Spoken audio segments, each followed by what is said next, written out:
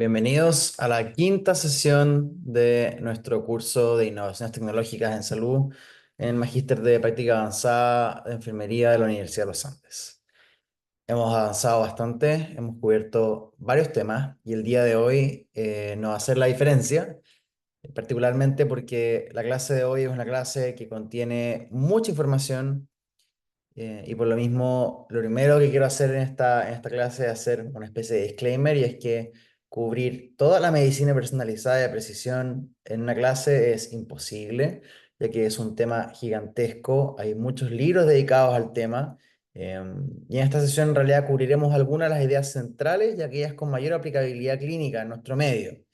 Hay algunos elementos que no van a ser mencionados directamente, pero que se van a comentar tangencialmente, como son la noción de algunas terapias más dirigidas, que son medicamentos diseñados para objetivos moleculares específicos, cosas como la terapia génica, que vamos a mencionar muy de pasada, células madre, y así como detalles de las técnicas, como detalles de lo que es la secuenciación de genoma completo, detalles de lo que son la secuenciación de exomas, son cosas que están fuera del alcance de este curso.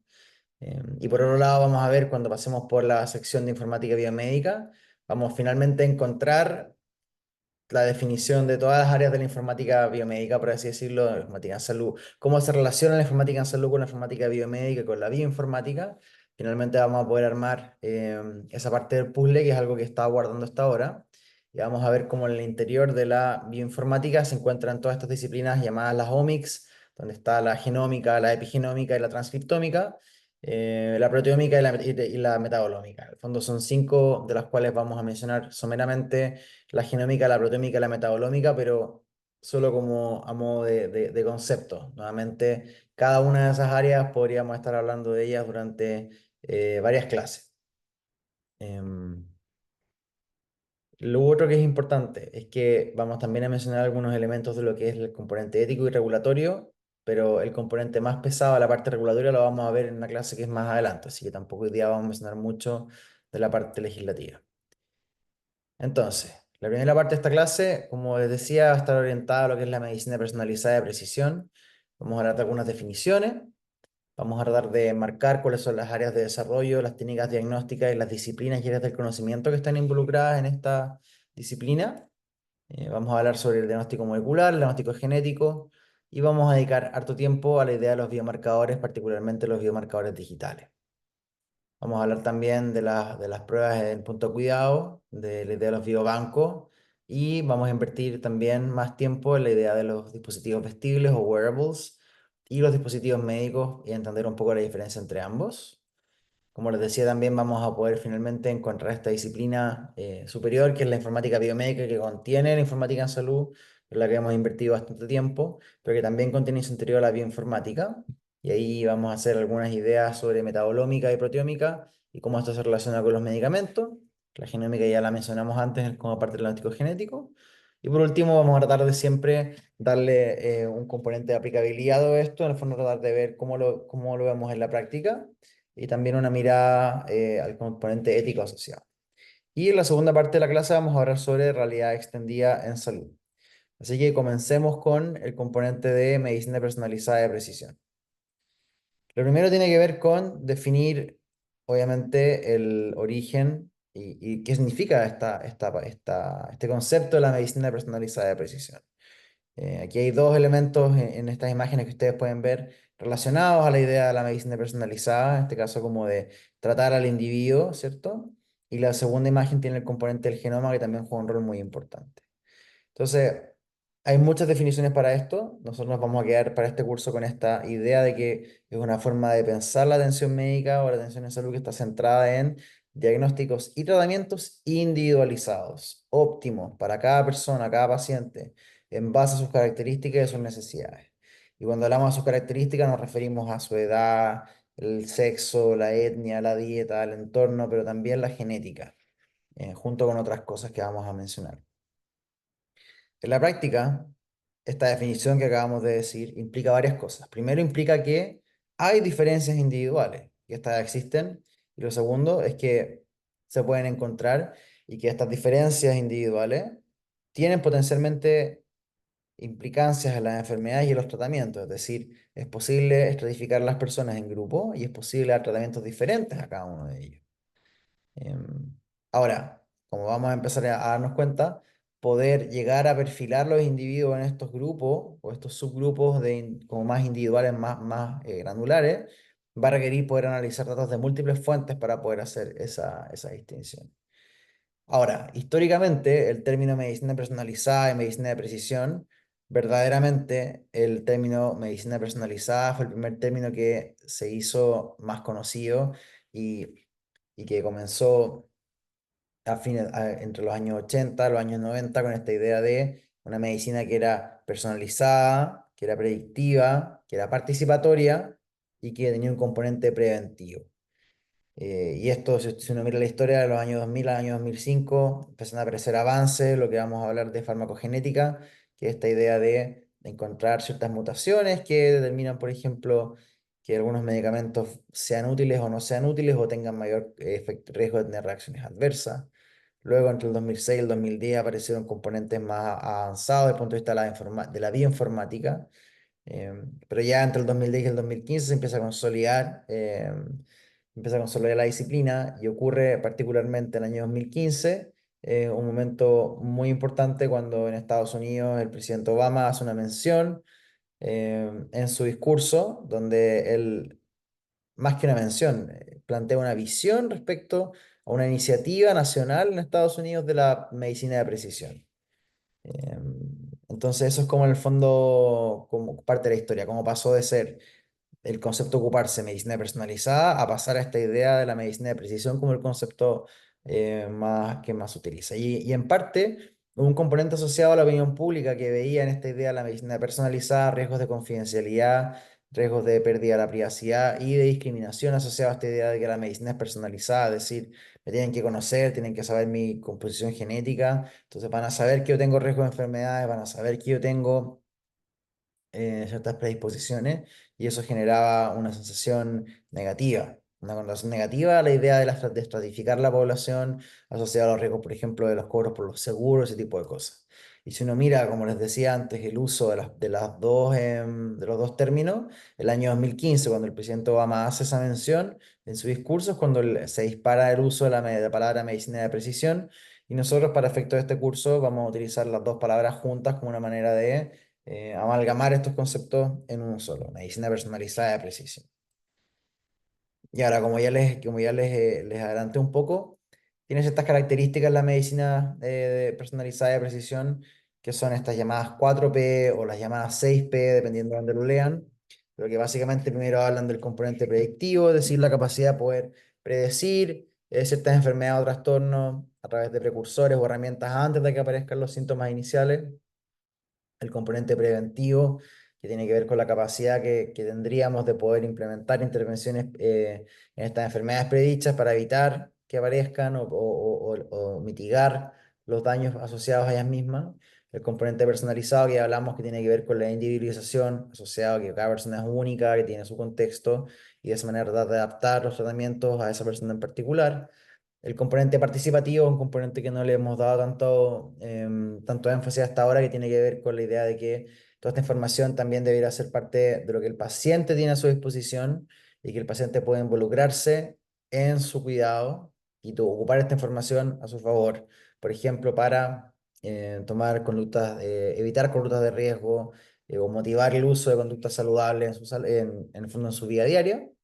Y luego estos dos componentes adicionales tienen que ver con el componente de precisión, que se refiere más al tema de la exactitud de los diagnósticos y que en el fondo se agregó como la quinta P, por así decirlo, particularmente con este cambio en el uso de las palabras que yo les contaba en el tiempo, y el componente poblacional que mencionamos en sesiones anteriores, este de la salud de la población, que tiene que ver con el uso de estos mismos datos para efectos epidemiológicos y para optimización de resultados a nivel de grandes grupos. Ahora, es importante ser transparente en que la medicina personalizada de precisión es una disciplina que tiene mucho, que es muy rimbombante en el sentido de que promete mucho. Y históricamente se han hecho muchas críticas a esta idea de que la medicina personalizada de precisión desde los años 90 viene hablando de que a raíz del el proyecto del genoma humano, que terminó a principios de los años 2000, iba a ser posible identificar los genes específicos asociados con la enfermedad y que esto iba a permitir poder prevenir, hacer predicciones de riesgo muy individualizadas, diagnósticos mejorados que se iban a poder desarrollar drogas. La terapia génica va a ser algo que iba a poder resolver todos los problemas y que además la gente iba a poder hacer cambios a sus conductas basados en esta información genética. La verdad es que en la práctica esto no ha sido tan así. Vamos a ver a lo largo de esta clase que hay varios ejemplos de cosas que sí se han materializado, pero concretamente una crítica que se hace mucho a esta disciplina y en el fondo genera mucho ruido de las cosas que se pueden hacer o de las maravillas que van a venir de la implementación o de la mano de la medicina personalizada de precisión, y en la práctica no son tantos los ejemplos que nosotros podemos contar hoy día, 20 años después, casi 30 años después de que se empezaron a hablar de estos temas, que nosotros podamos ver que dijera cambios así significativos en la sobrevida, por ejemplo, de la población o en la expectativa de vida de la población en general. Em, pero, independiente de que hayan críticos o detractores, vamos nosotros a enfocarnos hoy día en algunas cosas, hoy vamos a mencionar algunos conceptos desarrollados al área de la medicina personalizada de precisión. Lo primero son estas dos cosas que las vamos a poner juntas, que son la idea de los diagnósticos. Diagnóstico molecular, diagnóstico genético. Diagnóstico molecular para entender los mecanismos de las enfermedades, bastante útil, por ejemplo, las enfermedades infecciosas, para poder identificar qué es lo que está ocurriendo y poder entregar una terapia segura. Y luego tenemos el componente genético, que va más en fondo en relación al individuo, sus predisposiciones y sus riesgos de enfermedades. Entonces, como les decía, diagnóstico molecular se utiliza a través de moléculas biológicas como por ejemplo los ácidos ribonucleicos, el ADN o el ARN o proteínas para poder detectar ciertas enfermedades. Un caso súper frecuente son las infecciones. De aquí las pruebas son pruebas que nosotros conocemos en el fondo por la práctica clínica, como lo son las PCR, por ejemplo, para permitirnos entregar rápidamente una terapia segura y eficaz contra el agente identificado, por ejemplo. Y los aspectos claves son cosas que ya mencioné, particularmente la idea de detección temprana y poder elegir un tratamiento específico. Luego, en el caso del diagnóstico genético, que tienen algunas cosas en común, por ejemplo, algunas técnicas en común, las PCRs también se pueden ocupar para el diagnóstico genético del individuo específicamente, tiene más que ver con la identificación de mutaciones o variaciones genéticas de importancia. Y aquí nosotros podemos encontrar detección de enfermedades que son determinadas por los genes, tenemos la capacidad de poder identificar si alguien es portador de una mutación como parte de las consejerías genéticas, por ejemplo, en contexto del embarazo, y evaluar el riesgo de ciertas enfermedades o respuesta a medicamentos, que es parte de lo que es la farmacogenómica que hemos mencionado, y vamos a ver algunos ejemplos en un par de diapositivas más adelante, que nos permitiría orientar el tratamiento. Por otro lado, aparecen estas disciplinas, estas omics, que tienen que ver con los estudios profundos de genómica, muy relacionado a lo que hablamos antes, con el estudio de la secuencia, la estructura y la función del genoma, y que identifica ciertas variaciones asociadas a enfermedades o a respuestas farmacológicas, como estábamos hablando de la farmacogenómica. La metabolómica, que pasa a otro nivel, que tiene que ver con los metabolitos asociados, por ejemplo, biomarcadores, y los efectos de los biomarcadores tanto en marcar la enfermedad o la respuesta a los medicamentos. Lo mismo con la proteómica, que tiene que ver con la expresión del componente proteico del organismo, que sabemos que se origina de la genómica. Y aún más existen estas dos que mencioné previamente, que son aún más específicas de la epigenómica, por ejemplo, que habla un poco sobre cómo se regula la expresión genómica, y la transcriptómica, que en la práctica va a ver también qué ocurre entre la transcripción, entre el ADN, el ARN y las proteínas. Como les digo, esto está completamente fuera del alcance de este curso. Esto es solamente para mencionarlo como parte de lo que está contenido dentro de la medicina personalizada de precisión. Pero en la práctica esto escapa a lo que nosotros hacemos en el día a día, como en nuestro cuidado como profesionales de la salud, y son más parte de las herramientas que están detrás de la investigación y el desarrollo de la medicina personalizada de la precisión. Interesante sí mencionar que probablemente en las instituciones que ustedes trabajan, algunas de ellas pueden contar con biobanco. Son instituciones que almacenan muestras humanas, por ejemplo, tejido, fluido, para su utilización en investigaciones dentro del campo de la biomedicina. Y los hay en todos tipos, tamaños, propósitos, formas, pero en el fondo lo importante aquí es que, por ejemplo, em, se hace un estudio de investigación o se sigue una cohorte de pacientes y se guardan en el biobanco muestras de sangre, muestras de orina, biopsias, por ejemplo, se pueden guardar en los biobancos. Y luego, cuando se está haciendo un estudio, por ejemplo, de proteómica o de metabolómica, tratando de encontrar metabolitos, tratando de encontrar biomarcadores, se puede ir a mirar estas muestras que quedaron guardadas. Entonces, tenemos pacientes que saben, de nuevo, volvemos a lo que hablamos la sesión anterior, cuando hablamos de esta idea de la creación de cohortes de pacientes.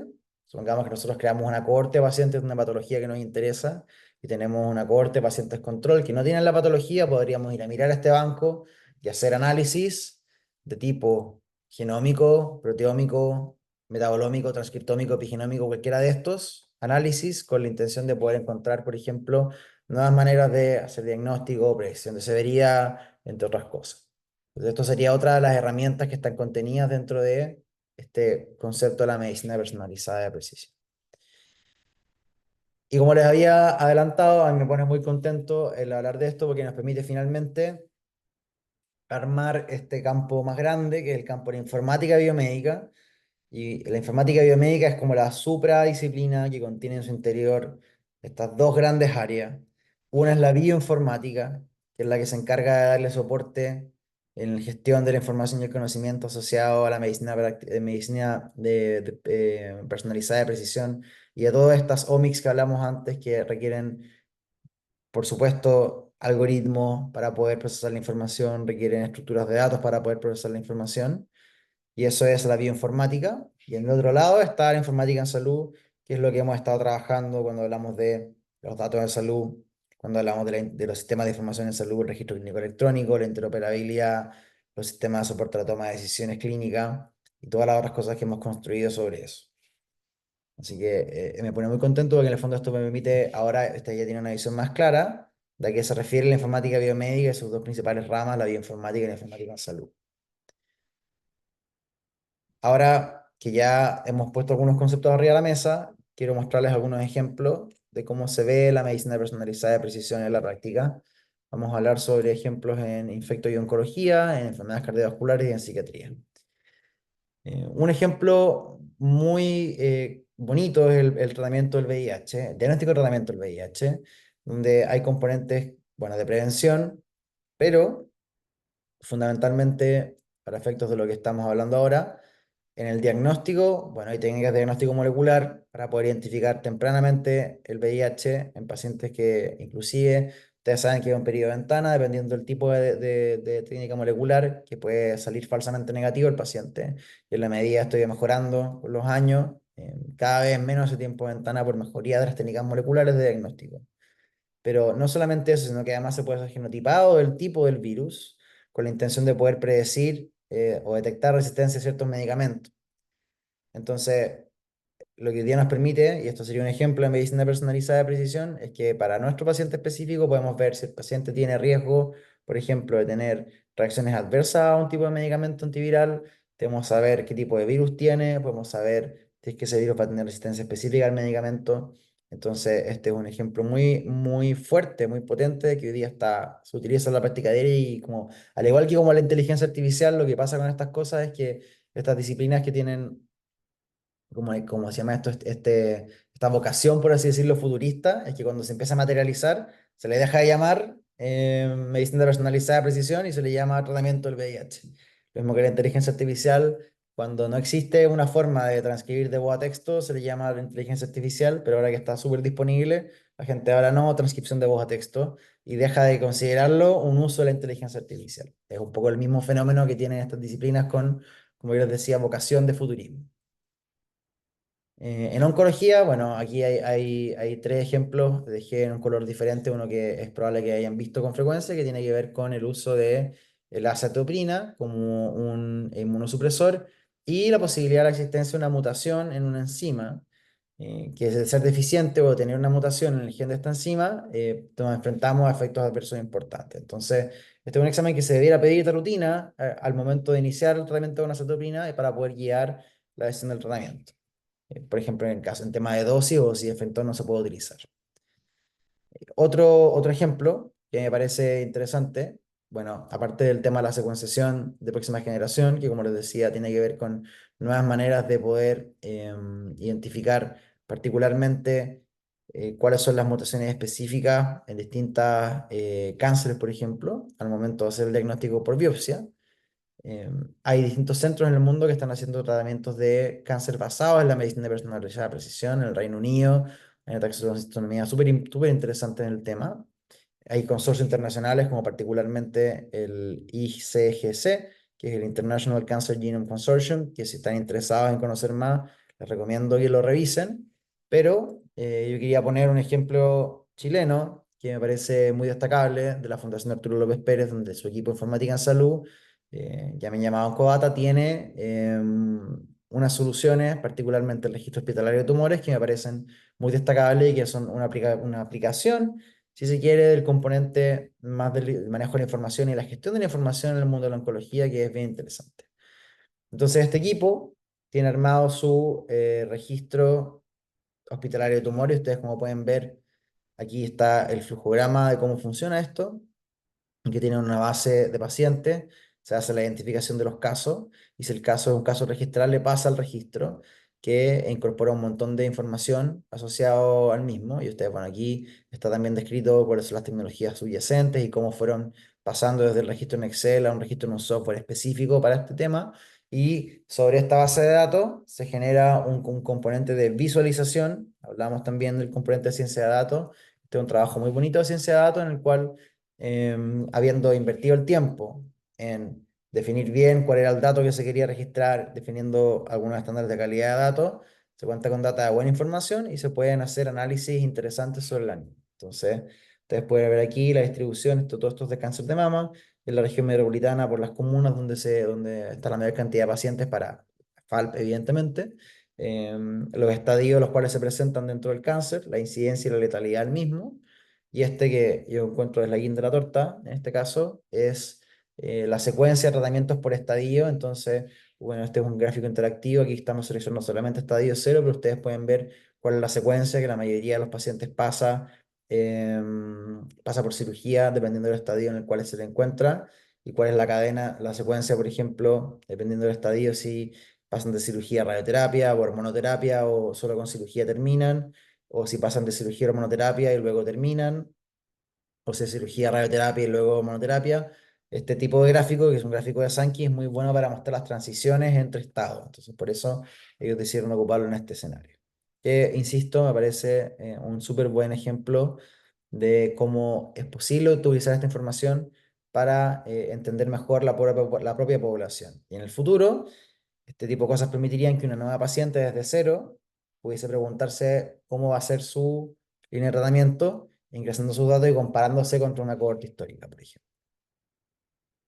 Aquí, obviamente, no todo es bueno, no específicamente con el caso de la FALP, sino que en general hay ciertas dificultades y barreras que hacen difícil que esto sea algo que todas las instituciones de salud puedan haber.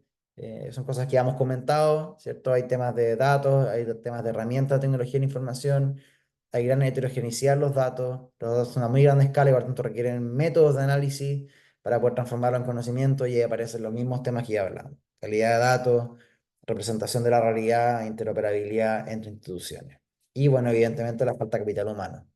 Y lo mismo en términos particularmente del punto de vista genética, no solo desde el punto de vista capital humano, sino también del punto de vista de los recursos para poder financiar las tecnologías, por ejemplo, secuenciación. Pasando ahora al mundo cardiovascular, aquí hay algunos ejemplos, por ejemplo, de genes que se asocian. Esto es muy de farmacogenética nuevamente, es decir, ciertas mutaciones genéticas que uno puede tener, ciertas mutaciones en algunos genes que pueden asociarse a distintos grados de metabolización, por ejemplo, de algunos medicamentos, en este caso anticoagulantes como la warfarina o antiagregantes plaquetarios como el clopidogrel. Y por último, en psiquiatría también se ha encontrado relación farmacogenética entre algunos genes y algunos medicamentos, aunque en la práctica, por lo menos en Chile, este uso es, por lo menos digamos que infrecuente. Aquí les dejo otra tabla con algunos ejemplos, algunos de los cuales ya hemos visto. Por ejemplo, está, bueno, esto no lo hemos mencionado, pero también hay diagnóstico de algunas enfermedades directamente por sus genes, o conocer el gen, la mutación del gen si está presente, permite saber o permite indicar terapias específicas para esa enfermedad específica. Y aquí hay un ejemplo que es bien interesante, que es el tema de la distrofia muscular de Duchenne, que estuvo muy en boga en nuestro país, por ¿cierto? El caso de esta madre que hizo esta caminata a lo largo de Chile para poder conseguir un costoso medicamento. Medicamento es el Elevidys, que básicamente provee una terapia génica para la distrofia muscular de Duchenne. Y más que detenerme en el punto de la distrofia muscular de Duchenne en sí mismo, me interesa comentar algunos elementos que están asociados a esta medicina personalizada de precisión. Porque este medicamento fue diseñado única y específicamente para tratar esta enfermedad, digamos que es una de estas consecuencias positivas, digamos es un ejemplo de lo que se aspiraba cuando se pensaba en la idea de medicina personalizada de precisión a fines de los 90. Es una enfermedad con un componente genético que se logra entender y en la cual se hace una terapia directa. Está fuera del alcance de la clase de hoy hablar sobre los motivos por los cuales el costo de este medicamento es tan alto. Yo creo que probablemente lo vamos a mencionar en la sesión de innovación en salud cuando hablemos de cómo se analizan las oportunidades de desarrollo y tecnología. Pero en la práctica este medicamento que resuelve una terapia génica para esta patología específica tiene un costo muy elevado. Entonces, dentro de las cosas que uno debiera considerar cuando piensa en la idea de la medicina personalizada de precisión, bueno, de partida son metodologías heterogéneas, que es lo que hemos ido comentando hasta ahora, pero que tienen una gran necesidad de evaluación, desde el punto de vista de una evaluación de tecnología sanitaria, desde el punto de vista de costo-efectividad, desde el punto de vista del impacto en la salud colectiva en términos de la distribución de recursos, que es lo que viene al siguiente punto, que es esta idea del alto costo, y que está muy focalizado con un subgrupo específico, y en el fondo esas son decisiones que tienen que tomarse a nivel de país centralizado en el fondo, particularmente para la cobertura de salud que viene de parte del gobierno, y que está obviamente centralizado en enfermedades genéticas. Pero aquí yo les traigo algunos números que me pareció interesante. Lo de arriba es el presupuesto de la nación según lo publicado por el Banco Central eh, en pesos chilenos, un número muy grande, obviamente. Y abajo el costo en pesos chilenos de este medicamento. Y es un medicamento que se toma una vez porque en el fondo, en teoría, como terapia higiénica, resuelve el problema y por eso tiene ese valor. Y en el fondo lo que está detrás de eso, como vamos a comentar, tiene que ver con la costo efectividad incremental del medicamento respecto de tenerlo versus no tenerlo. Y de esa manera se valoran en cierto sentido estas cosas. Pero en la práctica podríamos gastar todo el presupuesto de salud de Chile con 4.800 dosis. Ahora, en Chile, por epidemiología, esperamos tener 30 casos al año, pero distrofia muscular de Duchenne no es la única enfermedad que pudiera ser cubierta por este tipo de medicamentos de muy alto costo o de extremo alto costo. El punto que quiero llegar con esto no tiene que ver con la distrofia muscular de Duchenne específico o si se justifica o no se justifica cubrir el caso de este paciente.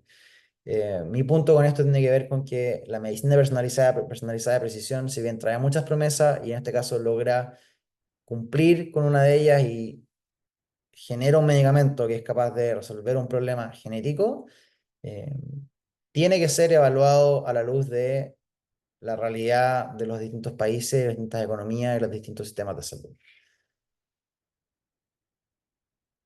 Continuando con la tabla anterior, aquí vemos otro ejemplo de medicina de precisión, particularmente en el mundo de la oncología, con la noción de que en las biopsias de los tumores es posible hacer estudios de ciertas mutaciones y si esas mutaciones están presentes, es posible indicar tratamientos específicos que nuevamente, al igual que en el caso anterior, atacan directamente esa mutación y por tanto son mucho más efectivos contra el cáncer que un medicamento genérico.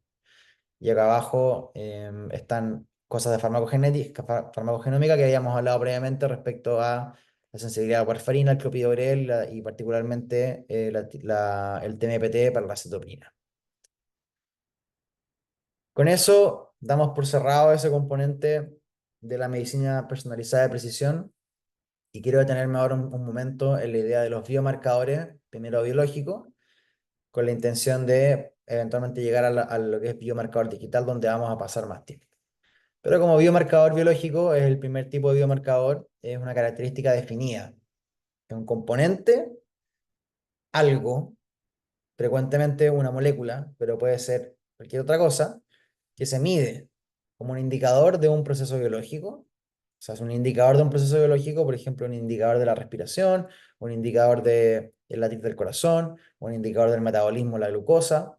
Algo que es un indicador de ese proceso, o algo que es indicador de una alteración fisiológica, por ejemplo, un indicador de un infarto, un indicador de una falla renal, algo que uno puede medir, que nos va a hablar sobre la falla renal, o algo que uno puede medir, que sería el tercer caso, que es la respuesta a una intervención. Entonces, ¿cómo puedo yo saber, por ejemplo, que un marcapaso está funcionando?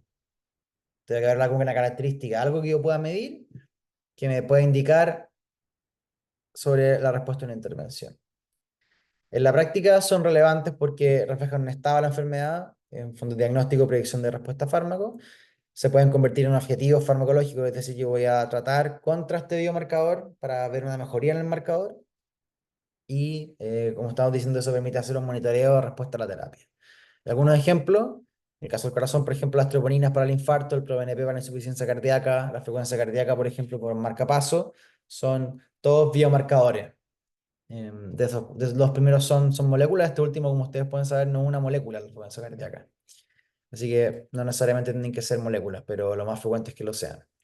Para el caso de los riñones, por ejemplo, la creatinina en el caso de la falla renal, la proteinuria podría ser en un síndrome nefrótico, y la diuresis, por ejemplo, también en una falla renal, o como respuesta a un tratamiento, por ejemplo, a un tratamiento con diurético, uno ocuparía la diuresis o el peso, por ejemplo, como un biomarcador de respuesta a una intervención. El caso del cáncer de próstata, el cáncer de tiroides, el apio, la TSH también pueden ser marcadores o biomarcadores o la tiroglobulina podrían ser también biomarcadores em, de la enfermedad. Esto nos lleva al concepto de las pruebas en el punto de atención, que también son parte de la medicina personalizada de precisión, que hace referencia a pruebas que se realizan junto a la cama del paciente, en la consulta del médico, el profesional de la salud o en el domicilio del paciente. Pruebas en el punto de atención, o en inglés point of care, implica actividades analíticas, o sea, de análisis de un componente sanguíneo, por ejemplo, o de orina en otros casos, pero que se realizan fuera de un laboratorio clínico tradicional. Entonces, eso tiene beneficios porque no requiere un espacio dedicado permanente, se puede realizar por sí solo, trae kits e instrumentos que en el fondo el paciente los puede llevar o se pueden tener a mano fácilmente. Y en la práctica esto lo que hace es reducir el tiempo de la toma de decisiones, los costos asociados al transporte de las muestras, y las dificultades logísticas tradicionalmente asociadas al proceso del laboratorio. Y aquí me gusta mucho contar este ejemplo de la Fundación Salud Calle, donde yo les comenté que trabajo. Nosotros sabemos que los virus de hepatitis son causa importante de daño hepático crónico, cirrosis y cáncer de hígado, y su transmisión incluye múltiples factores de riesgo que son más frecuentes en personas en situación de calle, em, que es lo que en el fondo comento acá, que hay una mayor prevalencia demostrada en personas en situación de calle, incluyendo la coinfección, y con la Fundación, en colaboración con la Universidad Católica y un laboratorio, hemos realizado operativos de screening con pruebas point of care para el diagnóstico de hepatitis C, hepatitis B y VIH, más de 150 exámenes realizados en el último año, donde hemos detectado 3 casos positivos, en quienes hemos logrado la confirmación diagnóstica y quienes pueden acceder al tratamiento dado garantía GES, lo que es muy positivo para esos pacientes y lo que es muy positivo también por disminuir el riesgo de contagios a otras personas. Pero obviamente no todo es bueno y estas pruebas point of care también tienen desventajas o riesgos o limitaciones en el fondo porque pueden ser mal usadas, se puede dar una mala interpretación, pueden tener falso. Su sensibilidad y especificidad no siempre es la mejor. Los pacientes pueden tomar malas decisiones en base a los resultados y en el fondo también uno requiere generalmente una prueba confirmatoria. Entonces, no son perfectas, pero son útiles. Todo esto en realidad, para efectos de este curso, uno de los focos en los que yo quería poner atención es la idea de los biomarcadores digitales.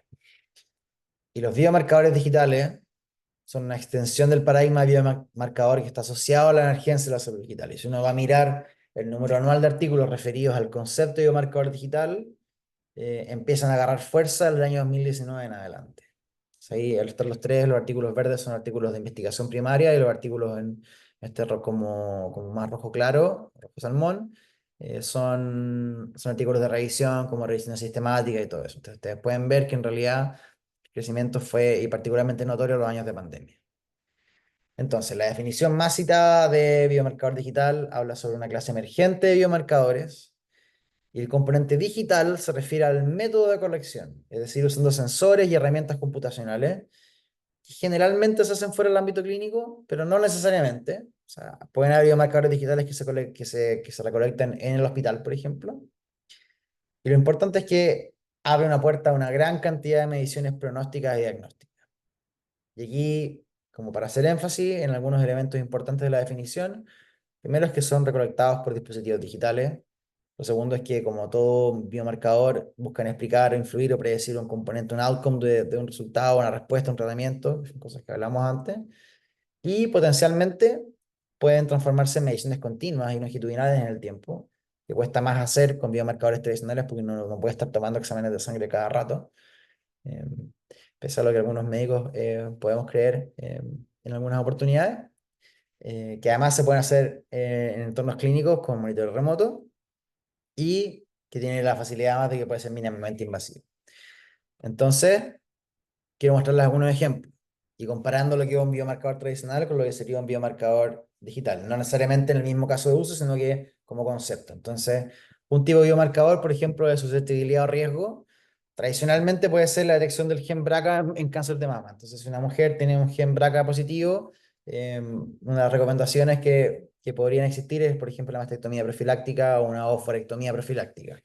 Entonces, este biomarcador da una conducta en relación a un riesgo o una susceptibilidad. Como biomarcador digital, un ejemplo podría ser detección del deterioro cognitivo mediante videojuego. Cuando uno podría tener un videojuego en el cual uno empieza a ver que hay ciertas señales que hablan de una susceptibilidad o un riesgo aumentado al desarrollo de Alzheimer. Que eso tenga o no tenga intervención va a depender específicamente de la patología específica. Pero en el fondo, en resumen, un biomarcador de susceptibilidad es un biomarcador que indica el potencial de desarrollar una enfermedad o condición en un individuo que en este momento no tiene nada, o que aparentemente no pareciera tener nada. Luego aparecen los biomarcadores diagnósticos, que es un biomarcador en el fondo que se utiliza para detectar o confirmar la presencia de una enfermedad o condición de interés para identificar individuos que la contienen. Entonces, el clásico, medición de presión arterial en 2 o 3 ocasiones de forma ambulatoria para el diagnóstico de la hipertensión, en el mundo tradicional, y en el mundo digital podría ser, por ejemplo, la detección de Parkinson a través del análisis de la voz.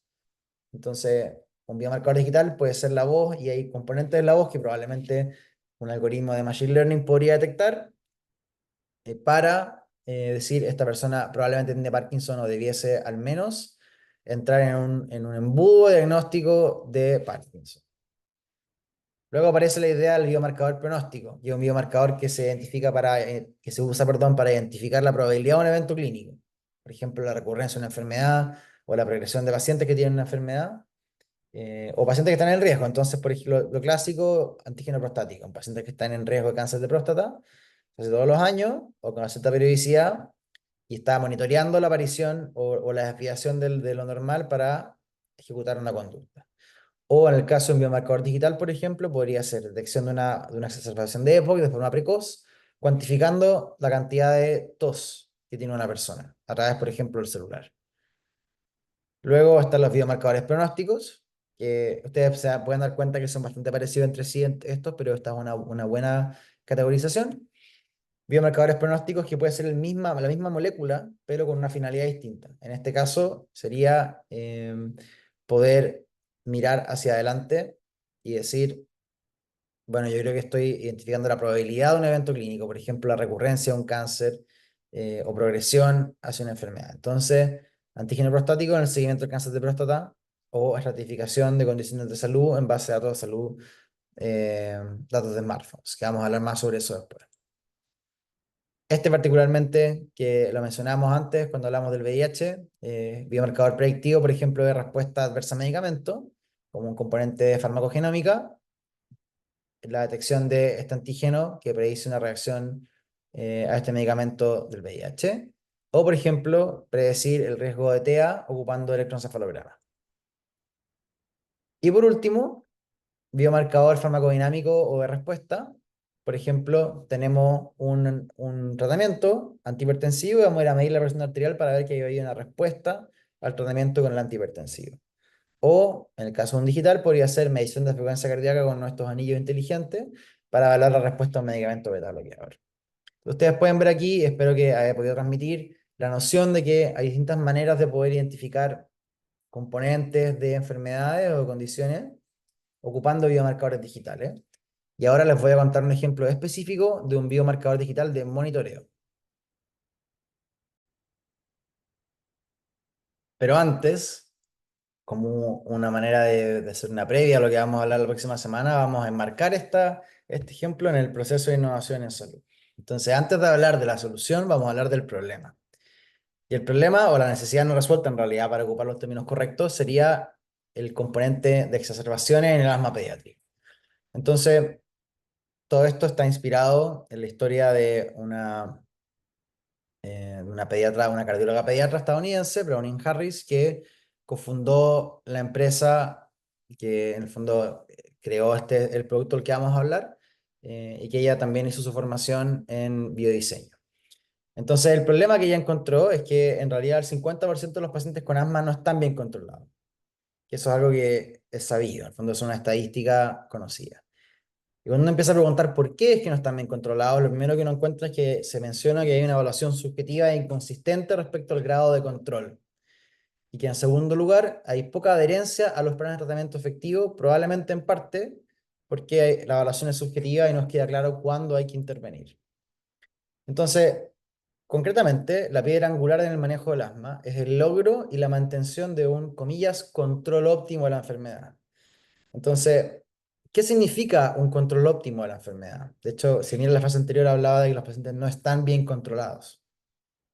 Sin embargo, no existe un gol estándar de qué es el control. Y el problema que tiene esto es que las exacerbaciones hospitalarias de los pacientes con asma pediátrico generan una cantidad de gastos gigantescos, hasta 37 billones de dólares en gastos médicos directos. En el asma, un 51% se gasta en hospitalizaciones y un 11% en visitas a urgencias asociadas a exacerbaciones, estas dos.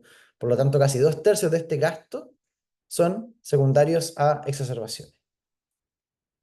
Entonces, cuando hablamos sobre esta idea de el control del asma pediátrico, la verdad es que lo que se dice es que uno debiera evaluar clínicamente al paciente cada 3 a 6 meses y ponerlo en una de estas categorías de bien controlado, no bien controlado o muy poco controlado o mal controlado. Ahora, esta evaluación, como ustedes pueden ver aquí, tiene cierto grado de complejidad y en base al grado de control es el tipo de tratamiento que va a recibir, dependiendo qué tipo de inhalador va a recibir, cuántos inhaladores, un solo inhalador, dos inhaladores distintos, entre otras cosas.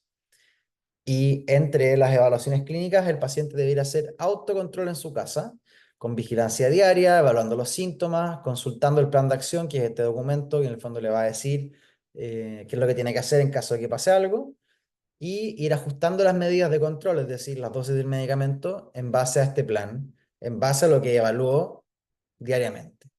Pero entre medio de todas estas cosas aparecen el componente, bueno, el estrés de los padres que no tienen claro cómo hacer, cómo evaluar a sus hijos, el grado de subjetividad, cuando le preguntan en el fondo en el plan de evaluación, eh, por ejemplo, cuánto le cuesta respirar o si tiene problemas para dormir, se empieza a convertir en algo más subjetivo, lo que lleva a incertidumbre respecto a si vale la pena o no ajustar las medidas de control, y esto eventualmente lleva a inconsistencia en el manejo, que explica en parte la poca adherencia a estos planes de tratamiento efectivos mencionados actualmente.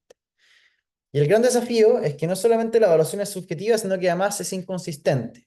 Este gráfico que está aquí es un gráfico teórico, no son datos reales, son datos simulados, pero muestra en el fondo en el eje X el tiempo de un paciente con asma pediátrico y en el eje Y muestra el grado de control de su enfermedad. En buen control, mal control y muy mal control. Entonces ustedes pueden ver que este es un paciente que pasa a estar bien controlado, mal controlado, y después va a estar bien controlado, después vuelve a perder un poco el control, después se vuelve a controlar bien y luego cae muy mal control. Las cruces rojas significan que en este tuvo una hospitalización. Y los puntos azules aquí, interesantemente, son visitas al médico. Entonces, si ustedes ven, si un médico ve a este paciente y lo ve aquí, lo ve acá, en la práctica lo ve igual. Sin embargo, en este momento él iba empeorando, empeorando, empeorando y probablemente mejoró con la intervención que se le hizo. Y cuando lo vio, lo siguieron viendo igual y probablemente le intensificaron el esquema de tratamiento, pese a que él ya iba mejor.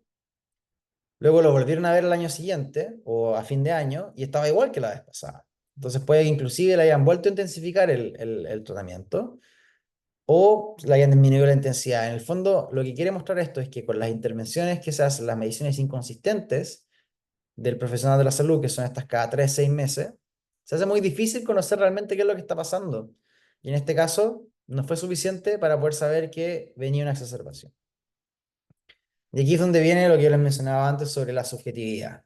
Estos son los parámetros que se utilizan para poder decir si alguien está bien controlado o mal controlado. Es una integración de los síntomas, la frecuencia de los síntomas, los despertares nocturnos, la interferencia con la actividad diaria, el uso de inhaladores de rescate, la función pulmonar, ya sea predicha o ocupando un dispositivo de expiración forzada, cuestionarios validados, en los que hay que hacer varias preguntas para poder calcular un puntaje.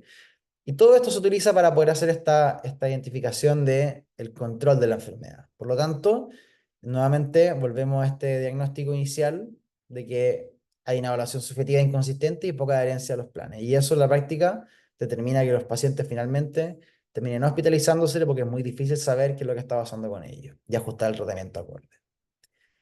Habiendo entendido profundamente este problema, es que viene la fase de invención de una solución. Y en este caso, la solución que Brown y su equipo diseñaron fue un biomarcador digital de monitoreo. Entonces, lo que ellos diseñaron es un dispositivo de monitoreo pasivo nocturno que estaba conectado a una aplicación móvil y que contenía acceso a orientación y recursos específicos para el paciente.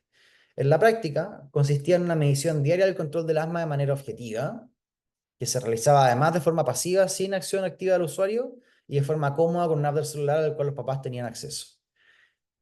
Consistía en un sensor que en el fondo aprovechaba tecnología que estaba disponible en el mercado. No hubo una invención especial de nuevos sensores, sino que se reutilizó algunos sensores que ya existían, se diseñó una manera diferente de configurar esos sensores de manera a poder instalarlo en la cama del paciente para la recolección pasiva de datos.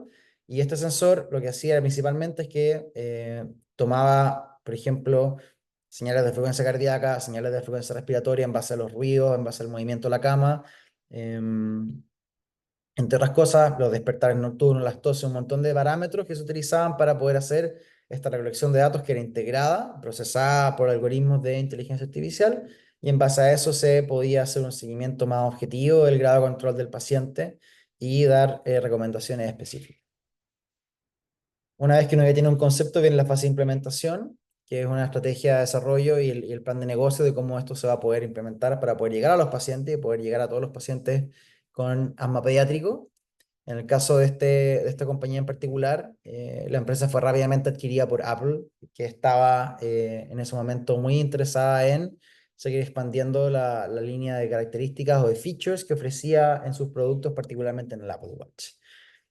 Lo que es una excelente manera de pasar al siguiente tema, que es dispositivos vestibles, pero me gustaría cerrar este ejemplo recapitulando la noción de que el motivo por el cual esta compañía fue comprada por Apple es en gran medida porque se entendió muy bien la necesidad. Han habido muchísimos intentos de tratar el asma pediátrico o de mejorar o de reducir, digamos, la cantidad de exacerbaciones en el asma pediátrico y muy pocas de ellas han logrado avanzar adelante. Y una de las razones por las cuales este tuvo éxito, e inclusive tan rápidamente, inclusive sin siquiera haber mostrado expansión comercial aún, fue adquirida porque había un entendimiento profundo de la necesidad y la solución estaba muy bien diseñada. Obviamente había todo un componente de propiedad intelectual que fue bien hecho con patentes y en el fondo con entender muy bien el proceso de implementación. De forma que era una compañía seria y Apple dijo, esto es una compañía que vale la pena incorporar. Pero como les decía, es una excelente manera de pasar a la noción de los dispositivos vestibles o wearables, que como pueden ver en este dibujo, que es de un artículo del año 2008, no es una noción nueva, es algo que se viene pensando hace mucho tiempo, esta noción de poder contar con sensores inteligentes que puedan, por ejemplo, tomar la frecuencia cardíaca, la respiración, el electroencefalograma, entre otras cosas.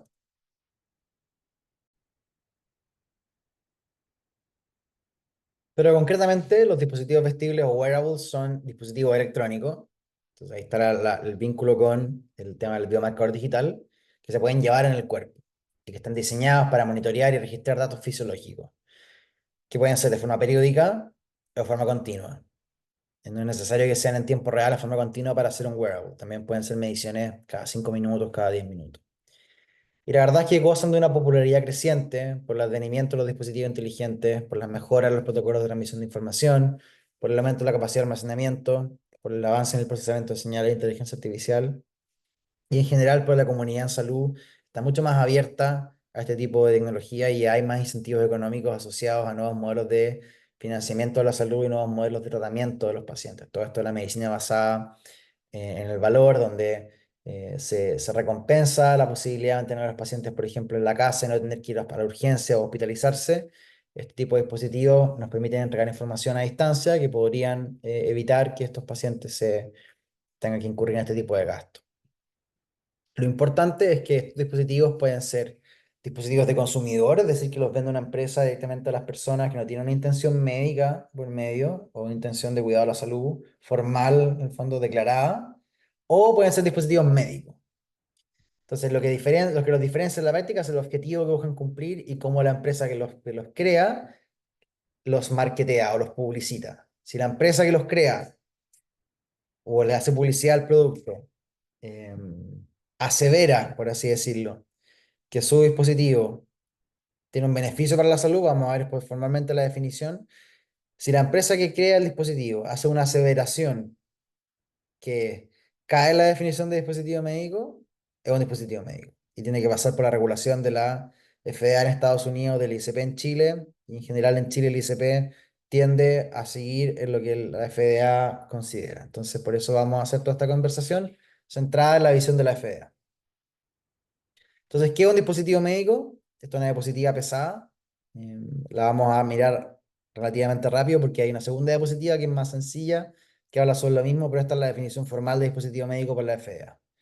Es cualquier instrumento, aparato, implemento, máquina, artefacto, implante, reactivo u otro que esté destinado para el diagnóstico, cura, mitigación, tratamiento o prevención de enfermedades.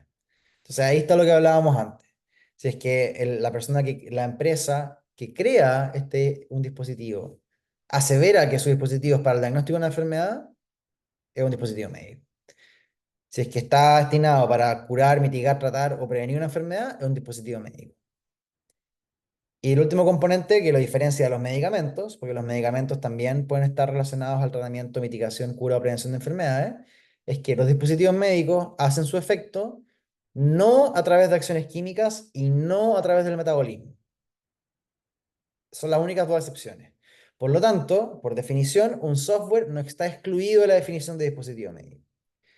Dicho de otra manera, dispositivos médicos son instrumentos, máquinas o aparatos, como por ejemplo una máquina de diálisis, implantes como por ejemplo un marcapaso, cualquier software que sea, por ejemplo, accesorio a otro dispositivo, como un ventilador mecánico que tiene su software de ventilación mecánica, o un software independiente como una aplicación del celular, que tiene como uso previsto diagnóstico de enfermedades, cura, mitigación, tratamiento, prevención o afectar alguna función del organismo. De aquí quedó un poco fuera de la diapositiva, pero lo importante es que no tiene una acción química y no afecta el metabolismo del organismo. Esas son las cosas que no tiene que hacer para poder ser un dispositivo médico. Y lo importante es que el grado de regulación que va a tener o el grado de demostraciones que va a tener que hacer a la FDA, que sabemos porque mencionamos en una sesión previa que a la FDA lo que le interesa es la seguridad y la eficacia de lo que del dispositivo médico o del medicamento, o sea, que sea seguro, no haga daño y que dice que dice que hace lo que va a hacer, básicamente. El principal lo que principalmente se fija la FEA para poder decir, para poder quedarse tranquila con un producto es el riesgo de este producto. Se lo clasifica en una escala de riesgo que va desde la clase uno, que son dispositivos de menor riesgo, que en general están exentos de la necesidad de presentar, digamos, como información previo a su comercialización, solo tienen que registrarse. Entonces, un ejemplo de eso son Bajalem, dispositivos de muy bajo riesgo que tienen que registrarse, sí, evidentemente que son dispositivos médicos y tienen que tener un sistema de control de calidad, un sistema de gestión de la calidad, pero no tienen que pasar, por ejemplo, por ensayos clínicos, ni mucho menos. Los dispositivos clase 2 son dispositivos de riesgo intermedio. Y aquí quiero hacer una distinción que yo creo que es importante como cultura general, la diferencia entre que algo esté autorizado por la FDA y que algo esté aprobado por la FDA. En inglés se dice clearance y approval. Cuando algo está autorizado por la FDA, está hablando de que es un dispositivo clase 2 o que tiene el clearance de la FDA. Para uno conseguir una autorización de un dispositivo clase 2, tiene que hacer un proceso que se conoce como 510K. No quiero ser muy específico en esto porque en realidad es poco práctico y creo que también está fuera del alcance del curso, pero un proceso de 510K o un proceso de autorización por parte de la FDA requiere evidencia clínica en un porcentaje de los casos, pero generalmente si es que un dispositivo que se parece a otro dispositivo que ya ha sido aprobado en el pasado o que ya tenía autorización en el pasado, mejor dicho, más que aprobado, lo que uno hace es que uno trata de demostrar una equivalencia sustancial o sustantiva entre su dispositivo y un dispositivo que ya existe. Porque si ya hay un dispositivo en el mercado que existe y que tiene autorización de la FDA y uno tiene un dispositivo que se parece o que es algo parecido a ese dispositivo, uno puede demostrar esa equivalencia y aplicar para obtener una autorización y de esa manera poder vender ese dispositivo y aseverar que el dispositivo hace, por ejemplo, diagnóstico o tratamiento de una enfermedad y que en el fondo está autorizado por la FDA porque es sustancialmente similar o equivalente a otro dispositivo. En el caso de los dispositivos clase 3 que son los de mayor riesgo, como cosas implantables, por ejemplo, en el caso 2 ahí tengo una bomba en función continua, por ejemplo, como clase 2, clase 3, un dispositivo implantable como un marcapaso, esos requieren realmente una solicitud de aprobación previa a a la comercialización, que es en inglés un PMA. Así como arriba se decía 510K el proceso, en el caso en clase 3 se llama PMA, que significa Pre-Market Authorization, autorización premarketeo, o aprobación previa a la comercialización. Y un PMA en la práctica significa ensayos clínicos randomizados grandes. O sea, un PMA es un camino complejo que requiere una inversión significativa de dinero, recursos y tiempo. El clase 2 probablemente también, pero el clase 3 es mucha más, porque tiene tres niveles en el fondo de seguridad. Las condiciones generales, que son las que causan todos los clase 1, los controles especiales, que es el clase 2, y además el componente de PMA, de lo que estábamos hablando. Ahora, nosotros en este curso nos hemos enfocado más en software porque es lo que tenemos más a la mano y es donde más probablemente vamos a poder hacer innovación en nuestros lugares de trabajo, más que estar haciendo dispositivos médicos que se vayan a comercializar. Me refiero a tangible, mucho más factible que nosotros podamos hacer software. Y creo que es interesante e importante que ustedes recuerden la idea de que el software también es un dispositivo médico, ya lo mencionábamos antes, particularmente si tiene una intención de diagnóstico o tratamiento o de orientación en el tratamiento. Y aquí me pareció también muy interesante mostrarles esta imagen que está tomada de las guías para la industria de la FDA para el software como dispositivo médico. Y lo que ustedes ven aquí es que ellos definen como el modelo de programación básica de un software como dispositivo médico que tiene inputs, por ejemplo, datos de pacientes, resultados de laboratorio, imágenes médicas, cosas fisiológicas o síntomas. Hay un algoritmo que hace un procesamiento, un algoritmo, un motor de inferencia, ecuaciones, una lógica basada en un modelo con datos de referencia, bases de conocimiento, regla, y una salida que puede ser un informe, un diagnóstico o un tratamiento. Que espero, mientras yo decía esta descripción, les haya recordado al mismo modelo que hablamos sobre lo que es un sistema de soporte de toma de decisiones clínicas. Tiene la misma estructura, input, procesamiento, output. Entonces ustedes ven cómo estos conceptos, independiente de donde uno los mire, a veces está mirando la misma moneda desde dos caras distintas. Ahora, en el mundo del software como dispositivo médico, la FDA tiene digamos, un framework de evaluación del riesgo que es distinto al que les mostré antes de los dispositivos médicos físicos y que básicamente tiene que ver con lo que hace un dispositivo médico. Entonces, de partida, si es que un software lo que hace es buscar información, organizar datos, optimizar procesos, para la FDA no es un software como dispositivo médico. Y por otro lado, si es que un software es una intervención cerrada, por ejemplo, una bomba de insulina que tiene un sensor de glicemia, y eso es una bomba, una cosa completamente sellada entre sí, donde el valor de la glicemia le dice a la bomba lo que tiene que hacer y la bomba pone la insulina y luego mide la glicemia para ver cómo afectó la insulina y en base a eso tiene un loop cerrado. Eso no es un software como dispositivo médico, eso es un dispositivo médico que tiene software. Entonces, entre medio de esas dos cosas está el software como dispositivo médico.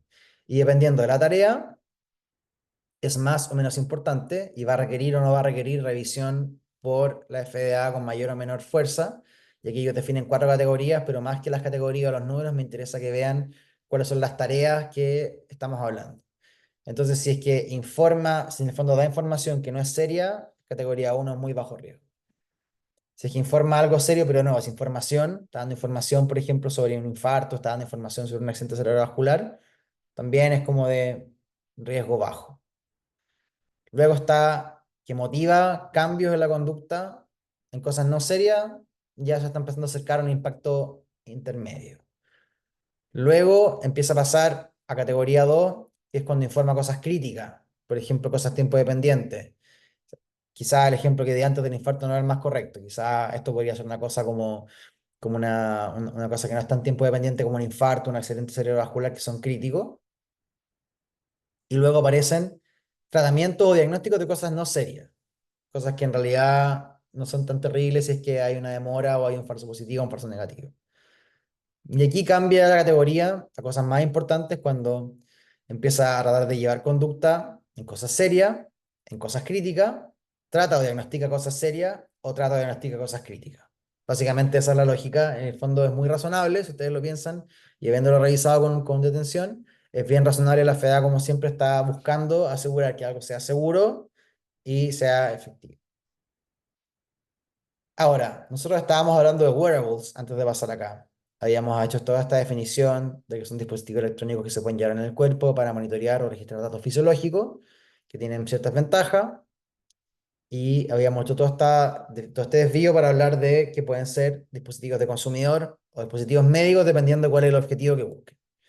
Y aquí yo tengo un conjunto de wearables, de ejemplo, donde vamos a hablar de qué cosas pueden medir y si son o no son dispositivos médicos.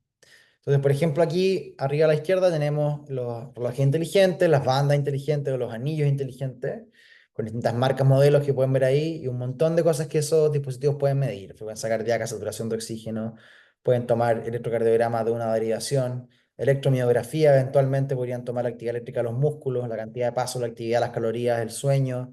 Algunos de ellos pueden hacer impedanciometría para poder calcular el estado de agua corporal, por ejemplo. Nuevamente, son dispositivos médicos si es que tienen una intención diagnóstica o una intención terapéutica declarada. Entonces, por ejemplo, el Apple Watch, cuando sacó su algoritmo de detección de fibrilación auricular en el reloj, tuvo que pasar por un proceso de clearance de la FDA. Luego está este, que es un parche de una compañía que se llama Logic Inc. Y lo que hace es que mide la exposición ultravioleta, va cambiando de color, y cuando llega a una exposición riesgosa, el teléfono te recomienda que salgas de la luz solar. Este de acá abajo son los anteojos inteligentes de realidad aumentada de Meta, Facebook, con Ray-Ban, que lo pongo porque a mí me parece que sí son un wearable para efectos, inclusive para lo que nosotros queremos, pese a que esto está orientado a una cosa más como de redes sociales y de producto consumidor. Puede grabar audio, te puede grabar la voz, puede grabar video. Entonces puede estimar tu calidad de la caminata, por ejemplo, tu estabilidad del gait en base a videos grabados. Entonces esto pudiera perfectamente, si es que la intención fuese otra, hablamos por ejemplo de detección con Parkinson o cosas de ese tipo, perfectamente podría ser un dispositivo médico si es que declarase esa intención, pero en la práctica no lo hace, por tanto no es un dispositivo médico.